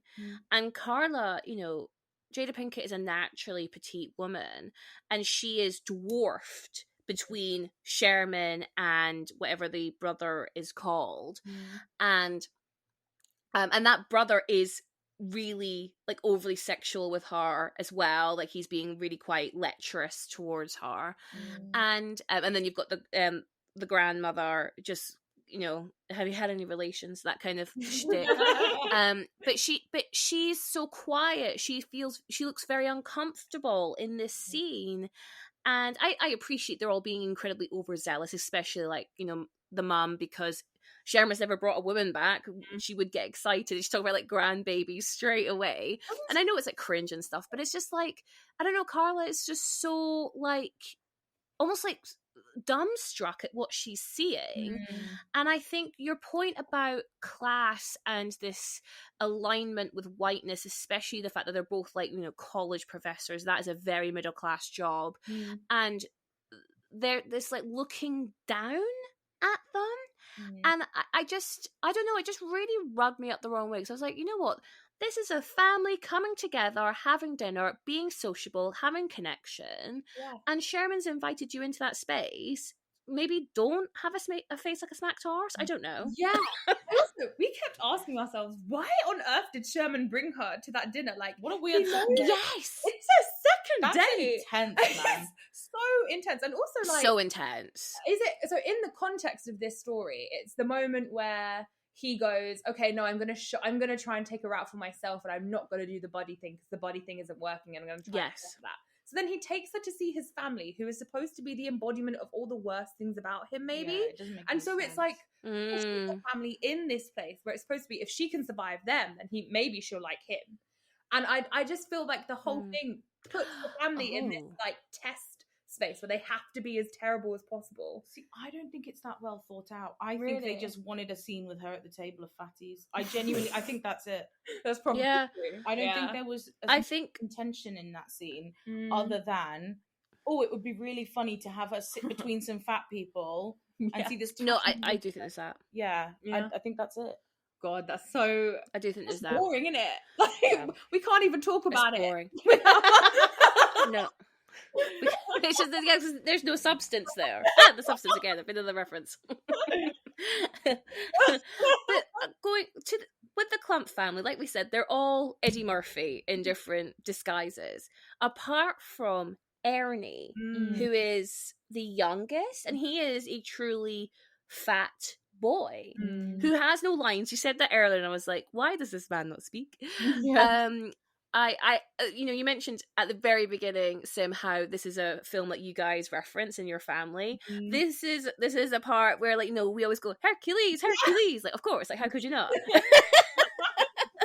But like, I don't know, we can't speak for the actor at all. But imagine being that age. I mean, he might be 13, 15 years old, if that old. And you're the only fat person around that table, and you have a grown-ass man mocking your fatness. I think, isn't that mad? I think about this so much with, like, the scene that you get later when Buddy is, like, pulling up all these fat people's arms and being like, this is the jiggle. You see, this is what happens when you get fat. This is what happens. These are real people. These are all real human beings. And they all have to be okay with that. Like, what is the collective damage of this movie? It being filmed in one point and then existing in the, like, social consciousness of everyone else's. Like, do we all feel that it's okay to put fat people in those places? The answer is yes. The movie is telling us that they were right to do this. That they could make this point. They could have this conversation. I just think that's awful. And he is the only one who doesn't get to speak. The only actual fat person at that table. Yes, the only one. And that brings me to my other question, which was going to be, this is something I've been asking more recently, because when we watch a film or a TV show, we are watching a world that they have created. Every decision has been made to create this world for us to be immersed in it. And so my question is, are there any other fat people in this world that we're presented with that we should mention? Ooh. I mean, it's all of the fat people. So the absolute earliest opening scene where we're getting that exercise tape, and it is the guy that Eddie Murphy is playing, who we're clearly supposed to be taking the piss out of, because he's not really listening to people around him. He's quite a ridiculous character, like, comedically, even if he's saying all the things that we know they say. But there are a whole bunch of real fat people exercising behind him. Smiling, looking like they're enjoying themselves. And I just thought that was such a weird opening scene where you have fat people who are engaging in fitness and enjoying fitness, it seems like, and being encouraged to do those things. And it's not until later when he starts taking the piss out of them, but you have this, like, split 2-second shot where they're not being ridiculed yet. So it's like you open on this, like, space of potential hope, and then it's ruined. Is that another accidental? Probably accidental. Honestly, because, as in, like, they don't even realize that they gave us good representation for 2 seconds. Yeah. And then they were like, psych. But, like, they gave us this 2 seconds. I didn't even notice this. But, like, they gave us this 2 seconds of happy fats working out, thinking, like, I feel like they were probably trying to communicate, look how happy you can be if you're exercising. But actually what they gave us was good representation by accident. Just more stupidity. It's I feel like the more we talk about this, the more I realize how haphazardly this whole thing has been slapped together. Like, you wouldn't expect a film with this much of a budget, this much of a reception to have had this little thought behind it. But we talk about this a lot in the sense that these things like fatness, or in the original version, ugliness, or like, I don't know, scars in movies, those are shorthands for what you should think. Like, if you have a scar, you're a villain. If you're a fat person, you're lazy and stupid. So these are all just lazy shorthands. There really isn't that much thought behind it, other than, well, if we present this person this way, then everyone's just going to instantly know. We don't actually have to put any work into the script or into the story or the character development. Fat equals this. And then I guess what they don't think about is how that then translates in for us in the real world as fat people. I don't think this was a film made for fat people. I think that's I don't know clear. who it was made for. No. This is not for us. No one was thinking about us. In the production room. Yeah, no allies were consulted. No fats were consulted. No, I think that I was going to bring up the exercise scene at the very beginning as well, because I was like, oh, like there's fat people moving and they're wearing like exercise clothes, which is awesome. And but I'm going to go down a little bit of a rabbit hole, so I'm trying to explain what I think they thought they were doing. So that's a TV show. And that TV show is to inspire people to exercise. So they will be trying to encourage the fat people at home to be like, look, fat people are working out, so you can work out too. But then they go, but in real life that doesn't happen, because when we see Sherman go to the exercise classes in his little montage scene, there are no fat people. They're all thin, they're all athletic. So I think the film is trying to do like the media representation in world, going, look, fat people can exercise too, but then showing you in the reality of this world, fat people don't exercise. Yeah, I mean, he's not trying to exercise. I think that's the thing. He's there. He's in the spaces because he wants to be there. But those spaces are not built for him.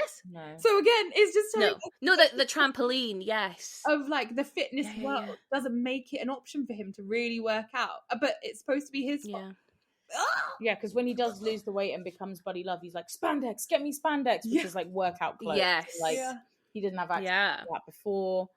It's really weird. It's just actually a really weird movie. Yeah. I don't know. What I think it's a very odd film sometimes is how, so Professor Sherman is the only fat person who is working on this like thinness cure in the lab. We didn't talk about Fat Shelley, the guinea pig, the little fat Shelley. Oh my god! Justice for Fat Shelley. Justice for Fat Shelley. No, justice for Shelley. She is so what a sweetie. What a fucking legend. Original so movie. Yeah. Moodang. Original Moodang. Oh, that's so funny. But she's the one who is first put through this like thinness stuff. And, you know, she's the one who is officially showing, oh, she's dropping weight and therefore that's a good thing. Yes. And Sherman, at the beginning, he's seen doting on her, feeding her food, loving her. Yes. And then when he decides to, like, finally take this forward and pursue thinness entirely, he goes, you've lived long enough. Goodbye. Yeah. And steals from her the thing that is keeping her, like, alive and around or whatever, which is the substance. I just think it's so... dismiss it's really dark. It's quite dark. yeah. No, it is. And there's a real throwaway line that Larry Miller, the dean character, says when he's in that laboratory towards the end. I think they're trying to get the alumni dinner or something, and he just says off screen, going, put that food down, they ate yesterday.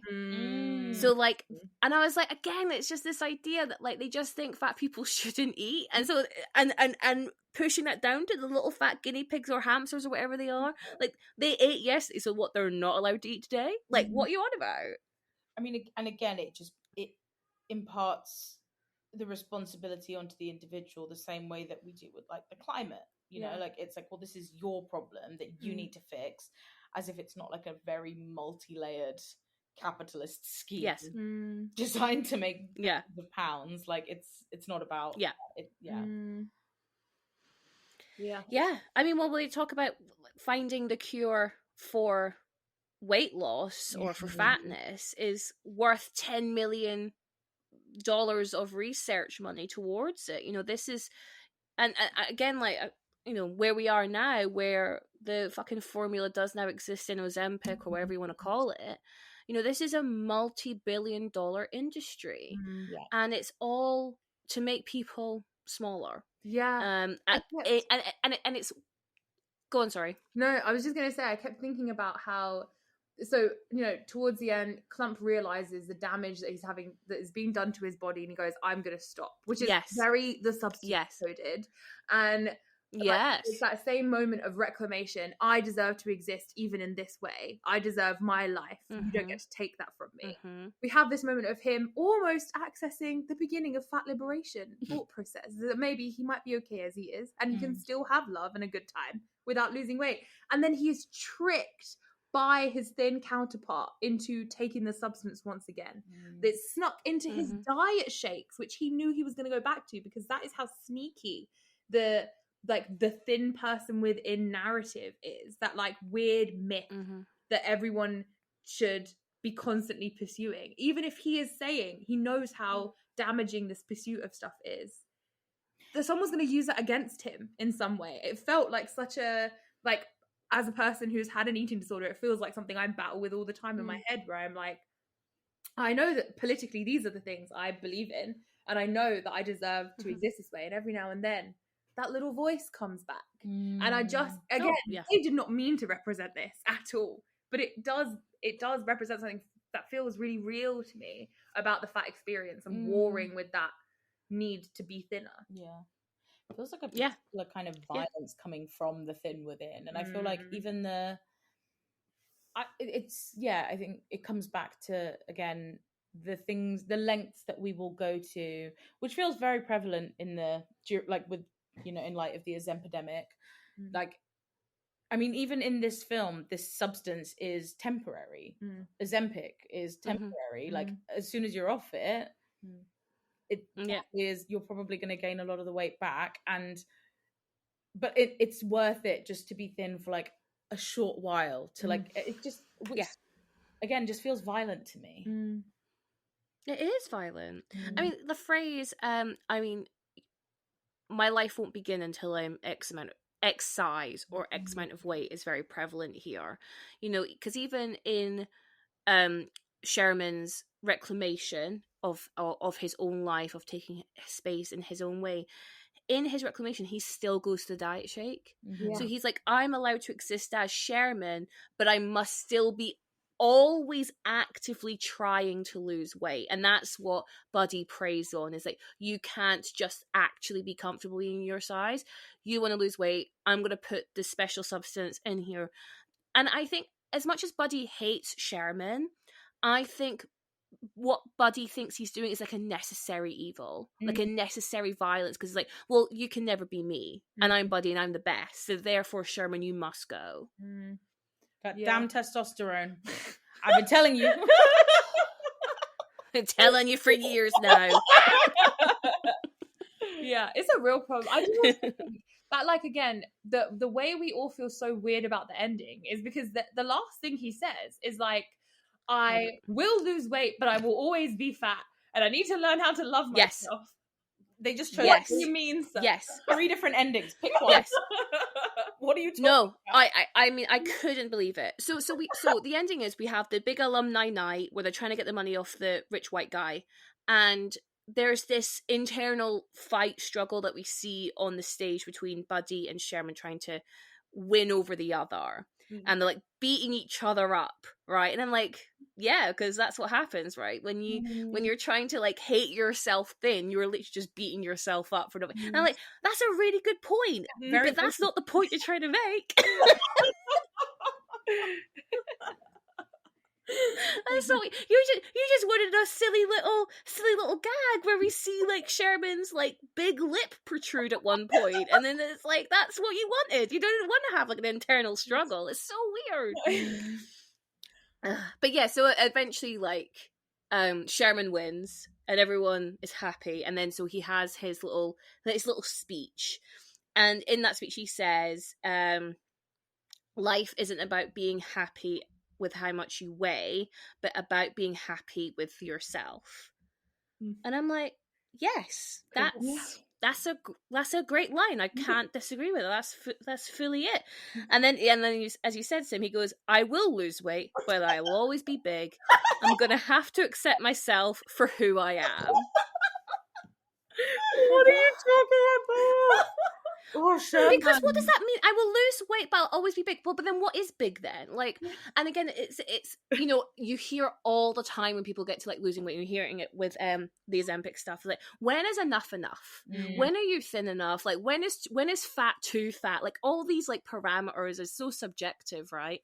Which is why we cling on so tightly to the BMI thing, because it's like this is objective, right? And then all of the research we've done, like, it's not objective at all. Like, no, it is. Don't take it away from us. But like, it is that, right? It is that. Like, when will Sherman, if he still wants to lose weight, but when is he ever going to be happy? But then he just said he should just be happy. I don't know. It's so weird. It's really weird. Speechless. Speechless. And at the end of this podcast, we are now speechless. Sounds about right. I feel like it's the culmination of exactly how confusing the entire watching experience of this film is as a person in like 2024 fat world. It was so close to being something remotely interesting to talk about, but you have to keep in mind why people made it. And I think at the end, that added line where he's like, "I will lose weight, but I will always be big." That seems like something someone threw in because they were like, "Yeah, but we can't like him and he just stay fat." Yeah, he like can't possibly. 100%. Can't be the main character for the Nutty Professor too if he's not still pursuing thinness. So he doesn't get a happy ending, really. He also says, "Body is the person I thought the world wanted me to be," and I'm like, exactly. That's good. That's a good line. Correct. But then he's like, "But I will be skinny, but still fat skinny." Yeah, because he says, I think after that, he goes, "If I am to change my life, it's going to come from a lot of hard work and exercise." And that's when he reaches for the diet drink. And you're like, what? But you were already trying to do that. We saw you do that. Like, what's different this time around? And again, it's like talking to your best friend who does a new diet every Monday. Like, what's different this time around? What will magically change for you to finally lose the weight you're so desperate to lose? And it just feels like I'm talking to like all the diet books I've ever consumed. You know what I mean? Yeah. I think it's the kind of thing where like we see this very abusive relationship between Buddy and Sherman, but the abusive relationship continues. We see it in Sherman's speech. He is abusive to himself still. He's still saying, "I need to learn to love myself." But equally, I'm going to continue to do this thing because I know I shouldn't exist the way that I exist.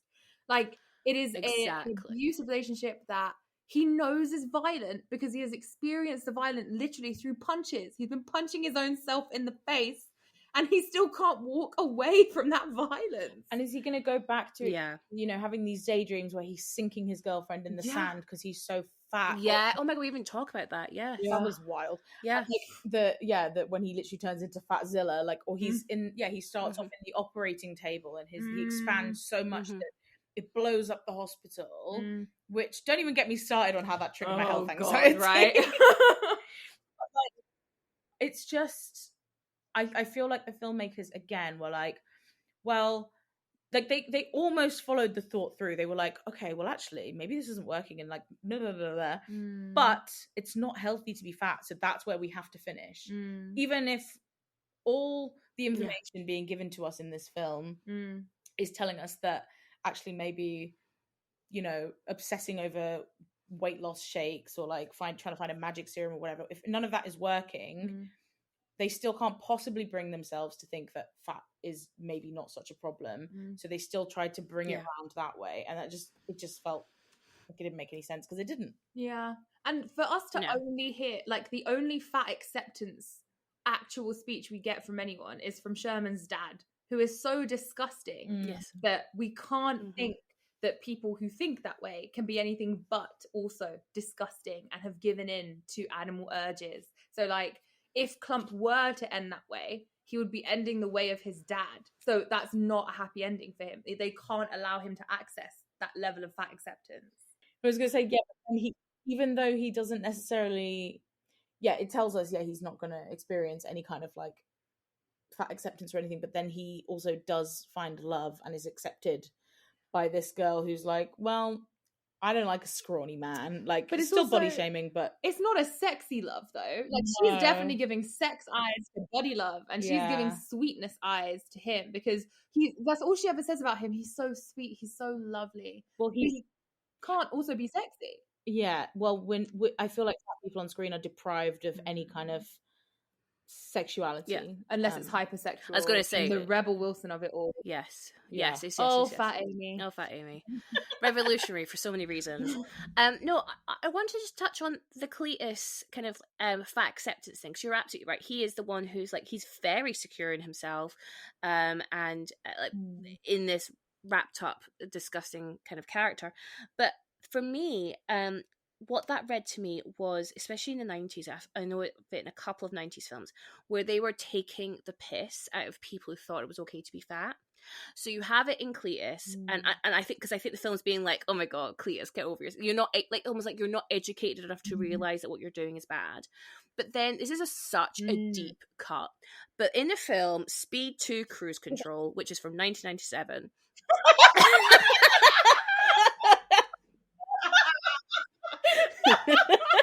I fucking no, I know. I'm taking you away, and but it makes sense. I promise it's relevant. I promise.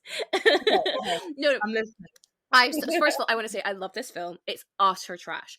But there is a group of characters on the cruise, and they are all fat positive people. They I can't remember what their term is. It's almost like fat fighters or something like that. And they explain to like the Sandra Bullock and the Jason Patric character how they're all larger characters, and they were saying like, oh, here at Fat Fighters we say that fat is our friend, and you know they're the other two characters in this group are eating food. And they kind of commenting on how positive it is to be fat, but it's through the lens of, aren't these people ridiculous? Aren't these people trying to justify the fact that they don't want to lose weight? That's the joke for the audience. And so the fact that these films, 96 and 97, with Night Professor and The Speed 2, are so close together in the zeitgeist, I feel there must have been, I don't know enough about diet culture in the 90s because I was too young to really experience it. But if there was this kind of maybe a very minor movement of people trying to like push back against weight loss culture, and so then you have the media ridiculing them because of course being fat is obviously inherently unhealthy, and then therefore the media has to show them to be like crackpots, you know what I mean? Yeah, it's really interesting because I mean the O-word epidemic wasn't kind of really formalized until like 2004. Yeah. So before that, you had the AIDS crisis, which when they kind of were able to move forward from that a little bit, they were like, well, we need a new crisis. And that then became the O-word epidemic. And so I mean, I don't really remember the 90s. I was very small. But I feel like a lot of the fat shamey stuff and like anti-fat bias appeared in the 2000s because also they got some kind of like medical backing from this ridiculous CDC report that was basically a lie. And prior to that, I just thought things were like not that bad. Like from when I talked to my mum, she was just kind of like, I mean, again, she's not a fat person, she's a thinner person, but like I just didn't get the impression that things got really, really bad until like the early noughties. Yeah. So it's really interesting now, maybe that's wrong given the way that these caricature characters were coming out on screen, but maybe it's also just because back then it was just okay to talk about fat people like this. Yeah, because I guess there wasn't like a state funded and operated like war against fat people or war against the O-word, like that hadn't been established yet. So at this point it's not a health crisis. At this point it is a funny thing that some people are doing that is stupid, and they're ruining their lives doing it. It's like the same thing where you get like a bad haircut. I think that's the level of depth people see fatness as at this stage in the world. I mean, obviously the fat underground existed in the 1970s, so like fat acceptance it's like really fresh and is kind of underground at this point. I think NAFA had kind of taken a bit of a dip. It kind of dies a death. Yeah. And then is reborn. as body positivity, though. Yeah. Which again is like a movement. I feel like we've accidentally gone on a tangent. Yeah, here. sorry. I mean, this is all very relevant, so it's all good. Yeah, well, because I think the thing is, I've covered a lot of the 90s films on this podcast, because as much as you say, it's they're maybe not representing of an impending crisis, to use that terminology, but it is to use fat stereotypes, right? It's that shorthand to signify to the audience this negative quality they want to associate with fatness. And of course, if you're going to associate only negative qualities with a body type, then you are telling the audience you don't want to be this body type. So as much as there isn't, as you say, a government funded war on, there is always this undercurrent of, but you don't want to be fat because look at what these fat people are like. And I can't help but notice, you said 2004 then, and I was like, I'm sure that's when Jamie Oliver came in and fucked up all our school dinners. And I fucking hate that man. Like, an unreasonable amount, actually. Like, it's a little bit over the top. He took turkey Twizzlers from us, and I'll never forgive him. The brownie. He's just a twat. He's so he doesn't know what he's talking about. From like chocolate brownies to beetroot brownies. Like, what the hell? That's fucking foul. Wow. Just get off our screens. When Meeting Slays did their episode on Jamie Oliver, the way I screamed with delight, I was like, finally, let's villainize this man the way we should. I know, I was rallying. I was like, yes, get him. Get him. Get him, Jade. Get him, Jade.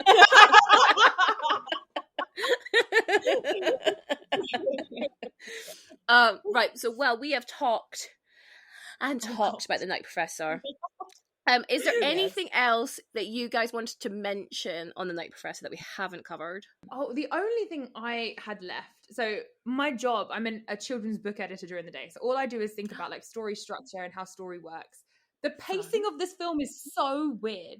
It's so off-key. You can't really get a handle on where we were at. Like, we were trying to figure out what act we were in, and then we were like, this isn't a 3-act structure, this is a 5-act structure, and then that fell apart by the time, he gets to the, like, the timings are all so weird. And I think it's part of the confusion of the film. Like, you can't feel safe in any structure or things that are coming. Because nothing about this film is safe. It's not designed with anyone's safety in mind. It's designed to be unnerving and like a point of ridicule for a lot of people, and for no one to think about it any further than that. And the pacing is the quickest flag to that answer.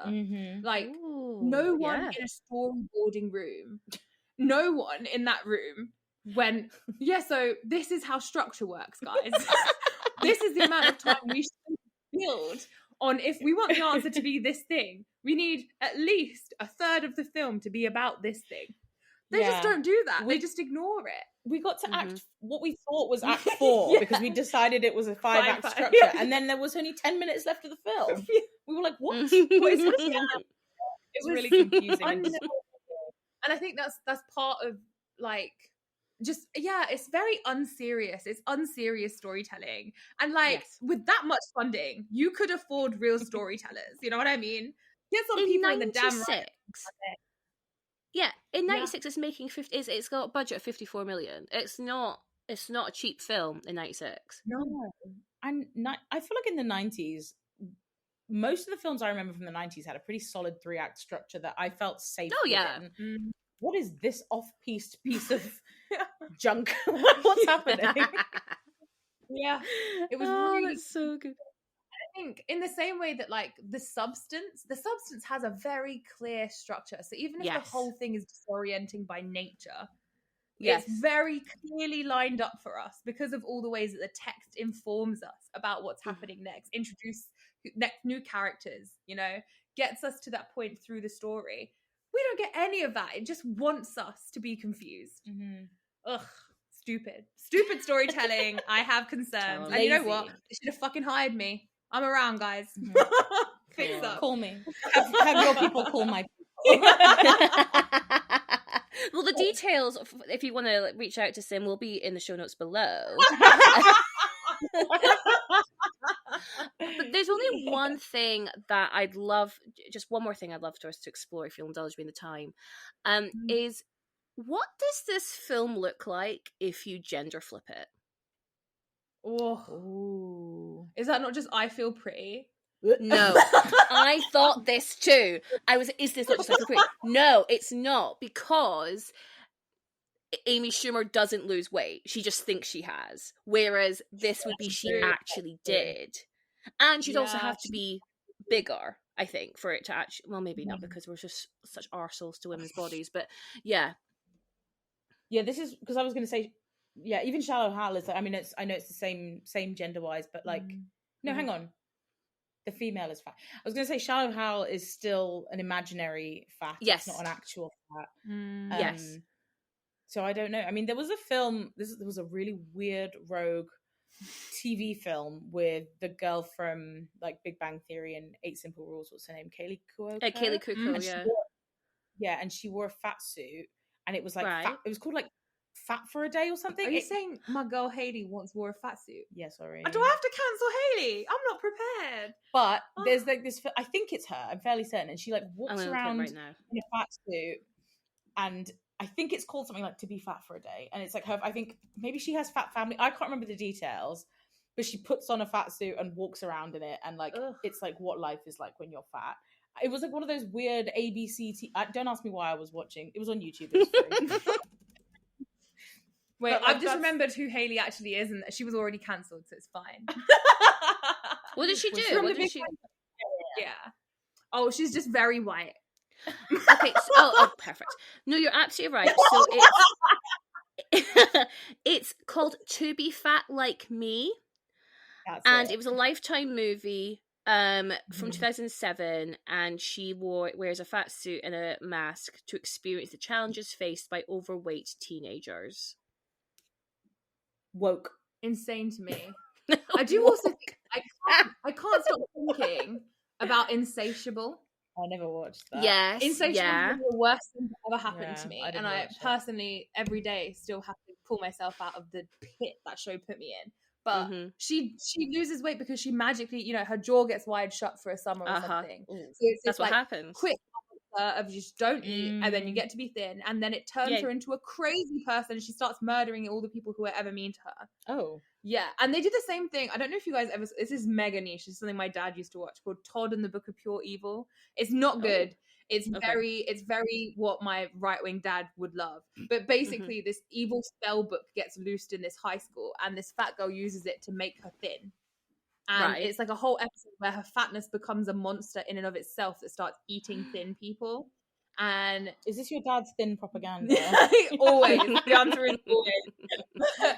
But like everything about it was all focused about how suddenly she has male attention, and that sudden male attention gives her power and the ability to wield it over other women in this really specific, aggressive way. Like very pick me. Very, very pick me. And Insatiable is the same thing. So I think it is that like when we're engaging in like misogyny in that more direct way, and you're accessing privilege in a way where you're only accessing power via men's attraction to you, if you're like a fat woman and this happened to you, wielding that over other people only happens within a framework of you still being nice to all the men around you. So like none of the men in any of these things are like endangered unless they're people who already were terrible people and she wasn't interested in having power from them.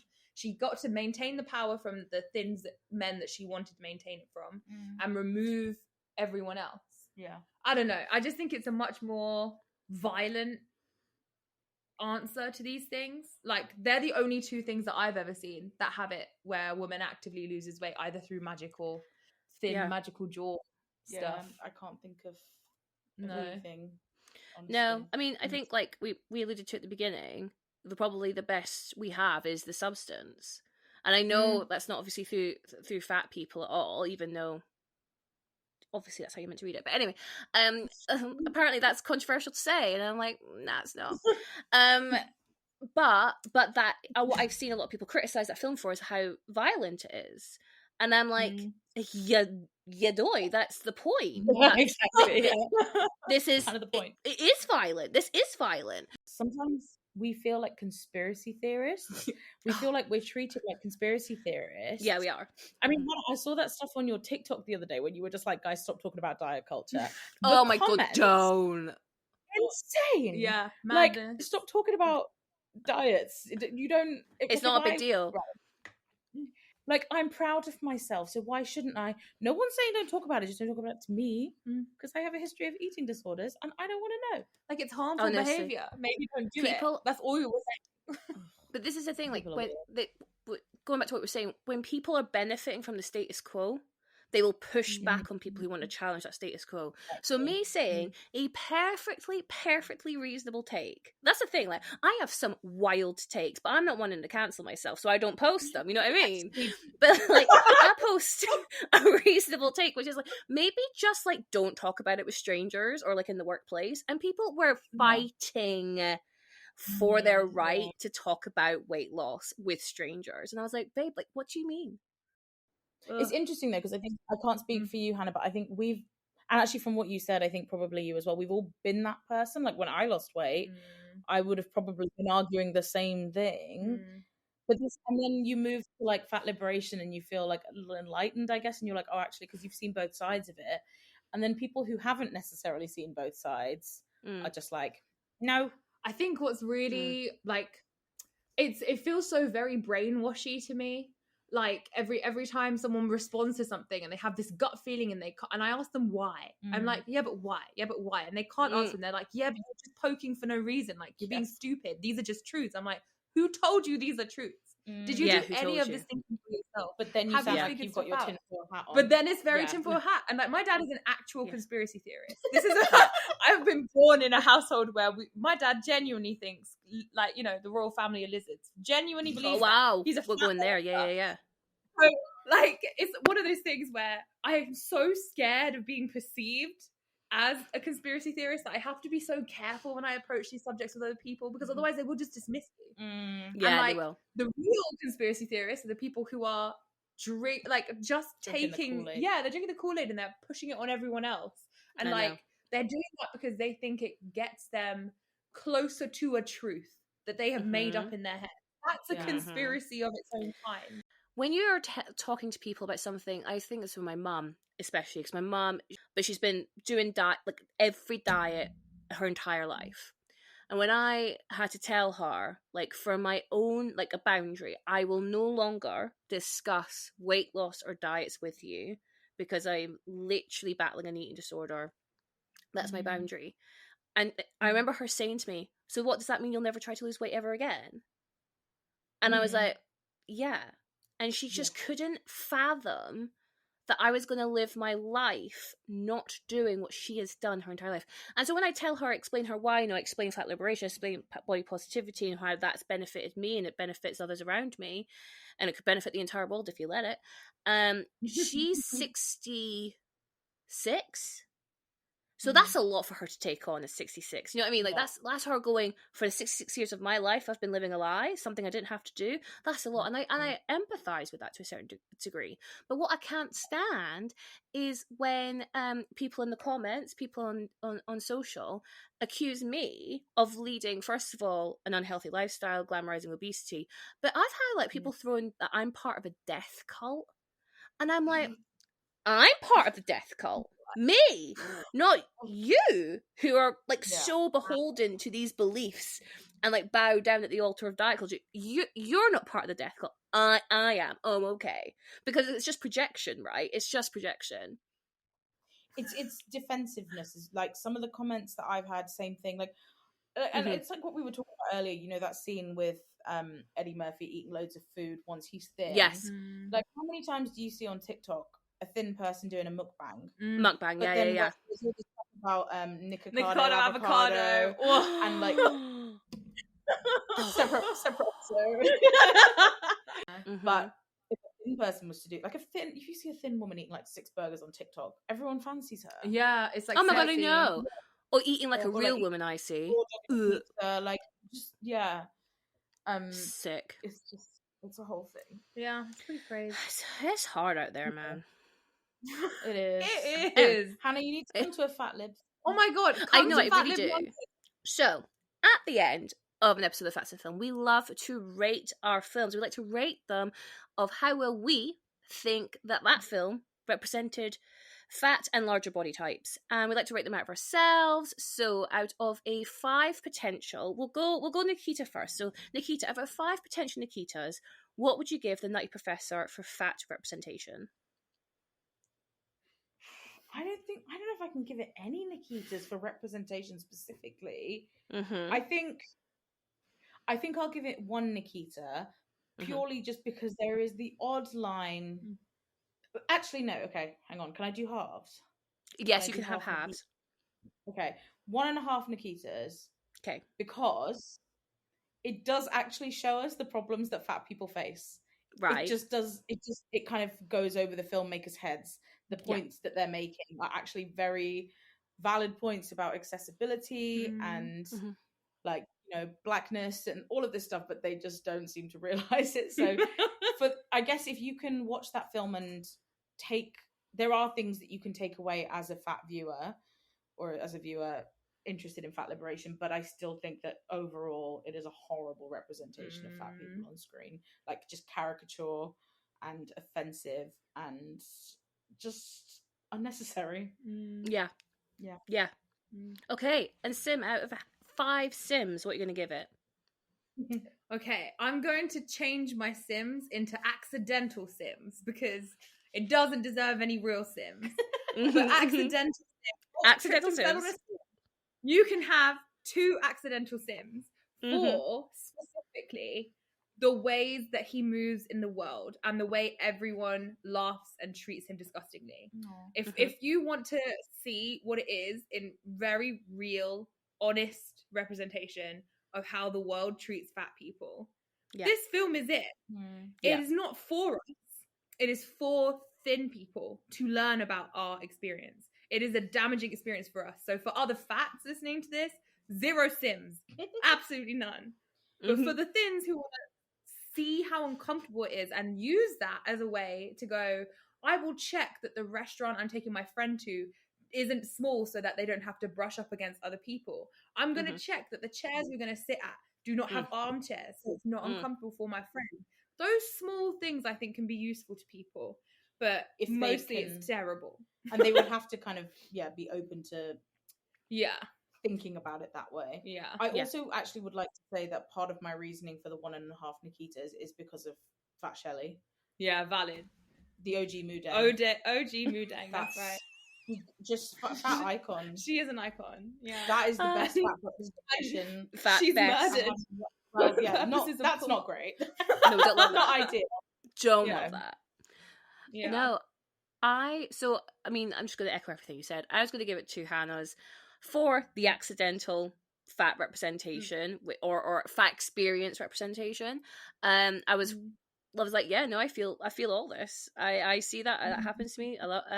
Not that I love to see it, but I was impressed that they captured it, like accidentally. And then my other Hannah was going to be for Shelley. I was like, Shelley, she was so cute. You know, she's a woman in STEM. We love to see it. It is.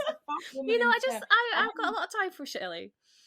Yeah. So 2 Hannahs. So that you know what? Like, we have had worse scores on we've had worse scores on this podcast because we've had some horrendous films, but like, I think we all agree the reason why this gets any points at all is because it's so unintentional in what they were trying to do. And I think, again, we probably all agree that in 96 no one looked at this with the eyes we're now looking at it 30 years later. And you know, we're also a lot more educated and in fat liberation and into how society treats fat people, so we come to it with like just all this extra knowledge and empathy, where in 96 it was just like, this guy can't fit in a chair, like that was it. Yeah. It's interesting that you say that we have a lot more knowledge about it now, because then I'm like, how did the whale get made? But let's not talk about it. That's a rough. It's so rough. Like, I'm too scared. It's one of the worst films I've ever seen in my life. It's one of the worst films I've ever seen in my life. It's awful. On that note, We'll have an episode on the whale. It's a few episodes back. Listeners, go have a listen. So on that, thank you so much to Nikita and Sim for joining me on this really nuanced exploration of this 30-year-old film. I feel like, I don't know, I feel like we've learned a lot. I feel we've vented. I feel we're, a bit of catharsis has come out of it. Thank you so much for suggesting it. Could you let me and the listeners know where they can find more of you and your work, and also what events you've got coming up for the Fat Lib London lot? You can find us on socials. You can find us on Instagram at Fat Lib London, or on Meetup, also at Fat Lib London or Fat Liberation London. And we have a series of regular events. We have a monthly coffee morning on the first Sunday of every month. That's at Peckham Levels. We have a book club that happens towards the midpoint of every month that's held at the British Library. We've done a real mix of non-fiction, fiction, poetry. It's a really good space to come and discuss fat liberation ideas in a bit more depth and get your chops around stuff like Sabrina Strings and like The Belly of the Beast. If any of these things clocked you, that's what it's for. We also have a kind of quarterly film club. We just watched Shallow Hal for Halloween, because what is more terrifying for the fats than Shallow Hal? And then we usually do one kind of like social event a month as well. And yeah, it's just a lovely little fat community. It is very sweet. And once you've come along to a crew thing, we have a WhatsApp community where you can just organize to see your friends, because it's not just like a service, it's a community. We're a friendship group. So everyone can do the things they want to do. People go swimming, people go to the park together, clothes swaps, all kinds of shit. So it's a real relaxed way of building yourself a community that respects your body and loves you for it. Well, that's what it's supposed to be.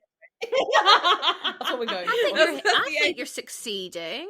That sounds like an absolute dream, and I know if I lived in London, that would be like just where I'm hanging. It just sounds absolutely perfect. Like we said earlier, there is such power in community, and I love to see it, and I wish you every success. The links to Fat Lib London will be in the show notes below.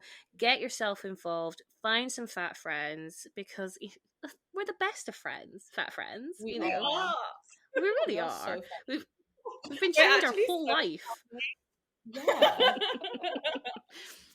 Okay, so the listeners can find me and all of my plus size fashion stuff over at Queen Bee Says on Instagram, Twitter, and TikTok.